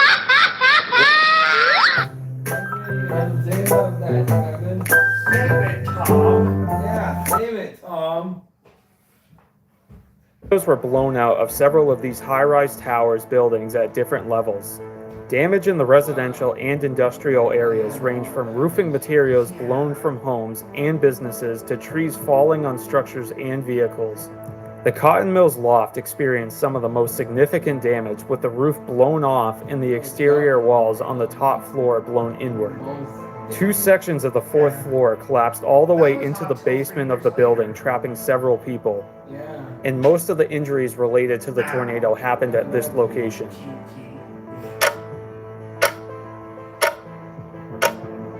Midnight. It's now the next day, Saturday, March 15th, 2008, and residents are on extra high alert. Their city has just been struck by a high-end EF2 tornado on a day where tornadoes and storms weren't forecasted, and they have now arrived to the day where tornadoes and storms are actually forecasted. The Storm Prediction Center was not holding back about the threat, immediately issuing a moderate risk with a 15% chance of strong tornadoes in the metro area. The situation then grows even more tense when the risk is upgraded at 4 p.m. to a high risk with a 30% chance of strong tornadoes now. Storms initially formed near the Georgia-Alabama border around 2 p.m. and tracked due east towards the metro area. As the clock closed in on 4 p.m. local time, the National Weather Service and locals began watching radar anxiously. An arc of tornadic supercells was entering the area with one of the nastiest looking ones heading straight towards Atlanta. Residents watched on the news as the live cameras from downtown Atlanta looked to have a view of a large tornado on the ground coming straight for the city. The National Weather Service was taking no chances and soon thereafter issued a tornado emergency for downtown Atlanta. However, it turned out later that there was no tornado at all, and what residents were likely seeing on the live cam was a rain shaft or a shelf cloud or something. Atlanta ended up dodging that bullet and did for the rest of that severe weather outbreak as well.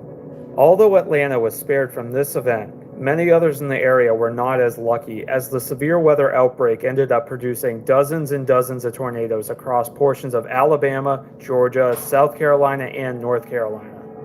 Atlanta residents now, though, could finally begin to breathe a sigh of relief and begin picking up the pieces from the tornado that came through on Friday night. Atlanta dodged 2 major bullets in the span of less than 24 hours, and residents will be forever grateful. Locals are also forever grateful for what started off the whole sequence of events. McCall Riley hitting the game-tying shot to send the game into overtime and likely saving thousands. You! Oh. That was the end of it. Yeah. Ghost towns in Utah. There's Columbus, the best tornado footage. It's June 23rd, 1998, and Columbus, Nebraska farmer Andy Ulmer has just arrived home when he sees this out of his window. Andy quickly got his video camera and began to record the monster as it was coming directly towards his house. Let's see here. Jordan F5. This is the Jordan, Iowa F5 tornado of 1976, and it's quite possibly the strongest tornado you've never heard of. To make it even more terrifying, it wasn't alone. It constantly had multiple other tornadoes swirling around the main one in what can be described as a true tornado nightmare. It's June 13th, 1976, and the sun is scorching the earth in central Iowa. By mid-afternoon, temperatures across the state had soared into the 90s. While to many,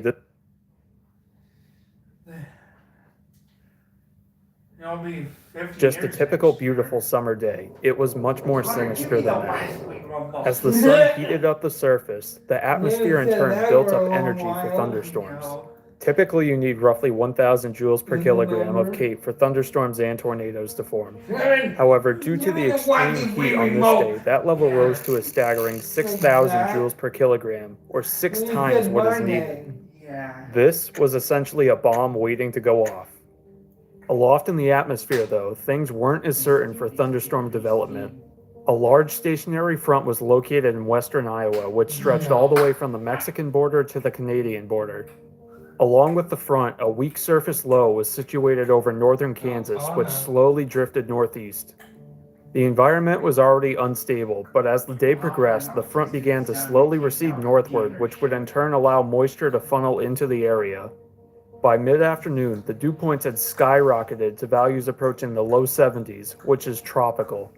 Additionally, shear, or spin in the atmosphere, was more than sufficient, with 500 millibar winds out of the west-southwest and surface winds out of the south. However, as we've discussed with other tornado events before, like the Grand Island Night of the Twisters in 1980, the one big question mark was would storms even be able to form at all? You see, even with all the explosive environmental conditions in place ready to explode, you still need something to light the fuse, so to say. Typically, a strong cold front or dry line is what's responsible for lighting the fuse in most other severe weather events. This event did not have that, however. This event had a weak, barely moving stationary boundary that most likely wouldn't have been able to fire thunderstorms, but when we take a closer look, we notice something peculiar. These are the 500 millibar winds, also known as the jet stream, which are winds roughly 20,000 feet above the ground. You see these kinks in the line here? These are what's known as a shortwave trough, which is a disturbance in the mid or upper atmosphere that can cause upward motion and can lead to thunderstorm development. These are very small scale and are much harder to forecast, especially back in 1976, but ultimately would have the same effect as a strong cold front or a dry line. By early afternoon, a cumulus field began developing along the stationary boundary and under the shortwave trough. And by 2 p.m., the shortwave trough began to kick into gear, which would finally light the fuse to the volatile environment. Storms would rapidly develop and track northeast. Multiple thunderstorms developed at the same time, but the one of interest was the lead one. Less than an hour after storms initially formed, the lead cell tightened up and produced its first tornado near the town of Perry, Iowa. The tornado tracked northeast for about 6 miles before turning north and then northwest. It would eventually dissolve to the south of the town of Ogden, after remaining on the ground for roughly 9.9 miles. After this, the parent supercell continued moving northeast as it was in the process of recycling. In just 9 minutes after the first tornado roped out, the storm put down tornado number 2. The tornado touched down just to the southwest of the town of Luther and moved towards town. Luckily though for residents, it missed town just to the northwest as it continued to build strength. The tornado continued to rapidly expand and strengthen as it tracked northeast. Domino's Best Deal Ever is back. Hand-tossed pan thin crust or New York-style pizza with any toppings for just $9.99. If it were to have stayed on this track, it would have kept the tornado out of any towns. But just like tornado number 1 did about halfway through its life, tornado number 2 began to turn to the north as it headed straight for the small hamlet of Jordan. At the time, Jordan, Iowa housed roughly 60 people and only consisted of a few dozen buildings. As the tornado began to approach town, Charles Barthold of WHO-TV, who was in the path, began to record. At the beginning of the video, when the tornado was roughly 5 miles to his south, it appeared as a stout but relatively narrow bowl. However, as it grew closer, the tornado rapidly grew in size and strength and very quickly became a wedge. This is where things get a little bit weird though. You see, everything I've told you from the beginning to now is agreed upon by experts. However, from this point forward, there seem to be 2 different theories about the way the event may have unfolded. So first, we'll discuss Dr. Ted Fujita's theory from 1977. As tornado number 2 is approaching Jordan, another tornado forms to the west. This one moves due south, which is the complete opposite direction that tornado number 2 is moving. The 2 tornadoes continue to move in complete opposite directions as one another as Jordan begins to get impacted by tornado number 2. The tornado approached from the south and engulfed the entire eastern side of town. Meanwhile, Charles Barthold continues to film, which now shows tornado number 2 at peak intensity as it tears through town. Whoa. Look at that. Whoa. That's southeast. At the same time, tornado number 3, which has been moving south, begins to change its direction and turns to the east. Presumably, this tornado began to get pulled back to the north by tornado number 2 in the general direction that the thunderstorm was moving. Tornado number 3 then makes a hard left turn and begins heading due north straight towards an unbeknownst Charles Barthold, who is still watching tornado number 2. He is then abruptly impacted by tornado number 3, which is luckily very weak, but is moving very fast as it continues to get pulled towards tornado number 2. Eventually, tornado number 3, which is moving much faster than tornado number 2, actually catches up to the original tornado and merges with it. Almost immediately after merging, and while tornado number 2 continued moving off to the northwest, the storm put down another tornado. This new tornado was different, however, as it spun clockwise or anticyclonically. In the United States, 99% of tornadoes spin counterclockwise, while less than 1% spin clockwise, hence why this one was so abnormal. Charles Barthold continued to record and documented the new tornado.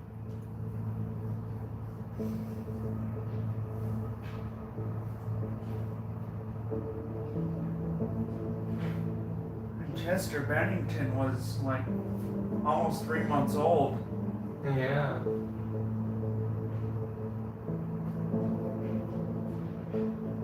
Because he was born in March of that year. Yeah. 1976.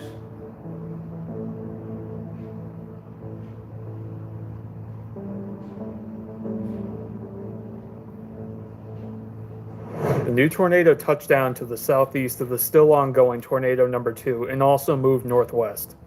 Both tornadoes continued moving in this direction for a couple more miles before something very unusual happened. They both came to a near stop and then made a hard right-hand turn and began moving southeast. Fujita theorized that this abrupt turn was due to the tornadoes encountering outflow from a different thunderstorm which was to the northwest. Both tornadoes continued moving on a southeast course for a few more miles before they once again began to change course, this time turning back to the northeast. Shortly after, though, tornado number 4 dissipates while tornado number 2 carries on. Tornado number 2 continues on this northeast course for another 6 miles or so before dissipating just southwest of Story City. Charles Barthold spectacularly also managed to document the tornadoes as they were roping out. 1976.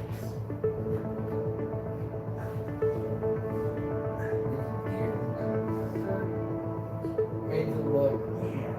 It's a Gary Connor's shirt. You go look. Yeah. There's a Gary Christian shirt. Made you know. Yeah. The second theory comes from a paper written by John M. Brown and Kevin R. Knupp in 1980 and goes as follows. They first theorized that as tornado number 2 was heading towards Jordan, tornado number 3 began to form in a different spot. Rather than forming to the west of tornado number 2, they theorized that it formed to the southeast. It then moved northeast in unison with tornado number 2. However, in this theory, it did not get pulled towards tornado number 2 and instead stayed about the same distance away from it for its entire life. Another difference with this theory is that this was the only satellite tornado rather than there being 2. Both tornadoes continued moving northeast, then turned north and then northwest before coming to the near stop. Both then made the abrupt right-hand turn and began traveling southeast. Another difference with this theory is that they didn't believe that outflow from a different thunderstorm was the cause of the tornado's sharp right-hand turn. After traveling in this direction for a few miles, tornado number 3 dissipates, which is followed by tornado number 2 a few minutes later to the south of the town of Gilbert. According to this theory, within a few minutes of the other tornadoes dissipating, the storm put down a new tornado, or tornado number 4 to the west of the town of Gilbert. This is a cup. Warm. It's not perfect. The new tornado evidently rapidly strengthened to F3 or F4 intensity as it moved northeast. Shortly afterwards, though, the tornado began to expand but also weaken as it approached Story City. It would finally dissipate shortly after 4:30 p.m. just to the southwest of town. Even though there were different opinions on the way the event unfolded, there was no denying that the small town of Jordan, Iowa endured the worst of the storm. Okay, I'm over the town of Jordan now. The town of Jordan, 3 miles east of Boone, has been hit. A grain elevator and 2 farms were destroyed there. The houses were completely leveled. There's an ambulance and several police cars there now. They have been destroyed. There's nothing left, just some foundation. Debris is thrown for about 1.5 miles up here, all directions. The school that was no longer in use there has been taken down to about the 1st floor. It's completely destroyed. The grain elevator there on the railroad tracks has been toppled. A grain bin on the south side of the track there is now on the north side of the track. The farm about 1/2 mile north of Jordan has been completely destroyed. The house there has no roof. The barn is gone. Then the next farm north of that has been destroyed. There's outbuildings scattered for about 1 mile. The town of Jordan just no longer exists. Everything is a mess up there. Luckily and remarkably, there was nobody killed or even injured, but there was still significant damage done in town. Ted Fujita soon thereafter heard about the tornado and was determined to do as much research about it as possible. Just a few days after the twister, he arrived in the small town and began his assessment. He interviewed residents and other eyewitnesses, collected photographic and videographic evidence, and took as many pictures from different angles as possible. I'm coming here as a scientist, because we do research on tornadoes. And the main reason why we are here is to find out what tornado did. And in case of future tornadoes, what people should do, that's the kind of thing we want to find out. Right after the storm, this is Greg Post, my student, and I flew over to take a picture of the whole area. And this is one of the pictures which shows that I think it's a grain elevator up here. Could you tell me how big is this and how it happened? He quickly realized that this tornado was a different beast and described it as one of the most powerful that he's ever documented. Damage surveys found extreme damage, including homes wiped clean off their foundations and ground scouring. Ground scouring is when a tornado is so strong that it rips dirt and soil off of the surface of the ground and can even leave trenches. This is something that you only see in the top echelon of tornadoes. Considering that this tornado produced some of the worst damage that Fujita had ever seen, there was no doubt in his mind that it was an F5, and he formally assigned it that rating. To the present day, this is one of the 11 F5 or EF5s that have hit Iowa, and it's the second most recent to the 2008 Parkersburg EF5. The Jordan, Iowa F5 tornado of 1976 is easily one of the most forgotten F5s of all time, for all the right reasons. The tornado mainly stayed over rural areas and caused no human injuries or deaths.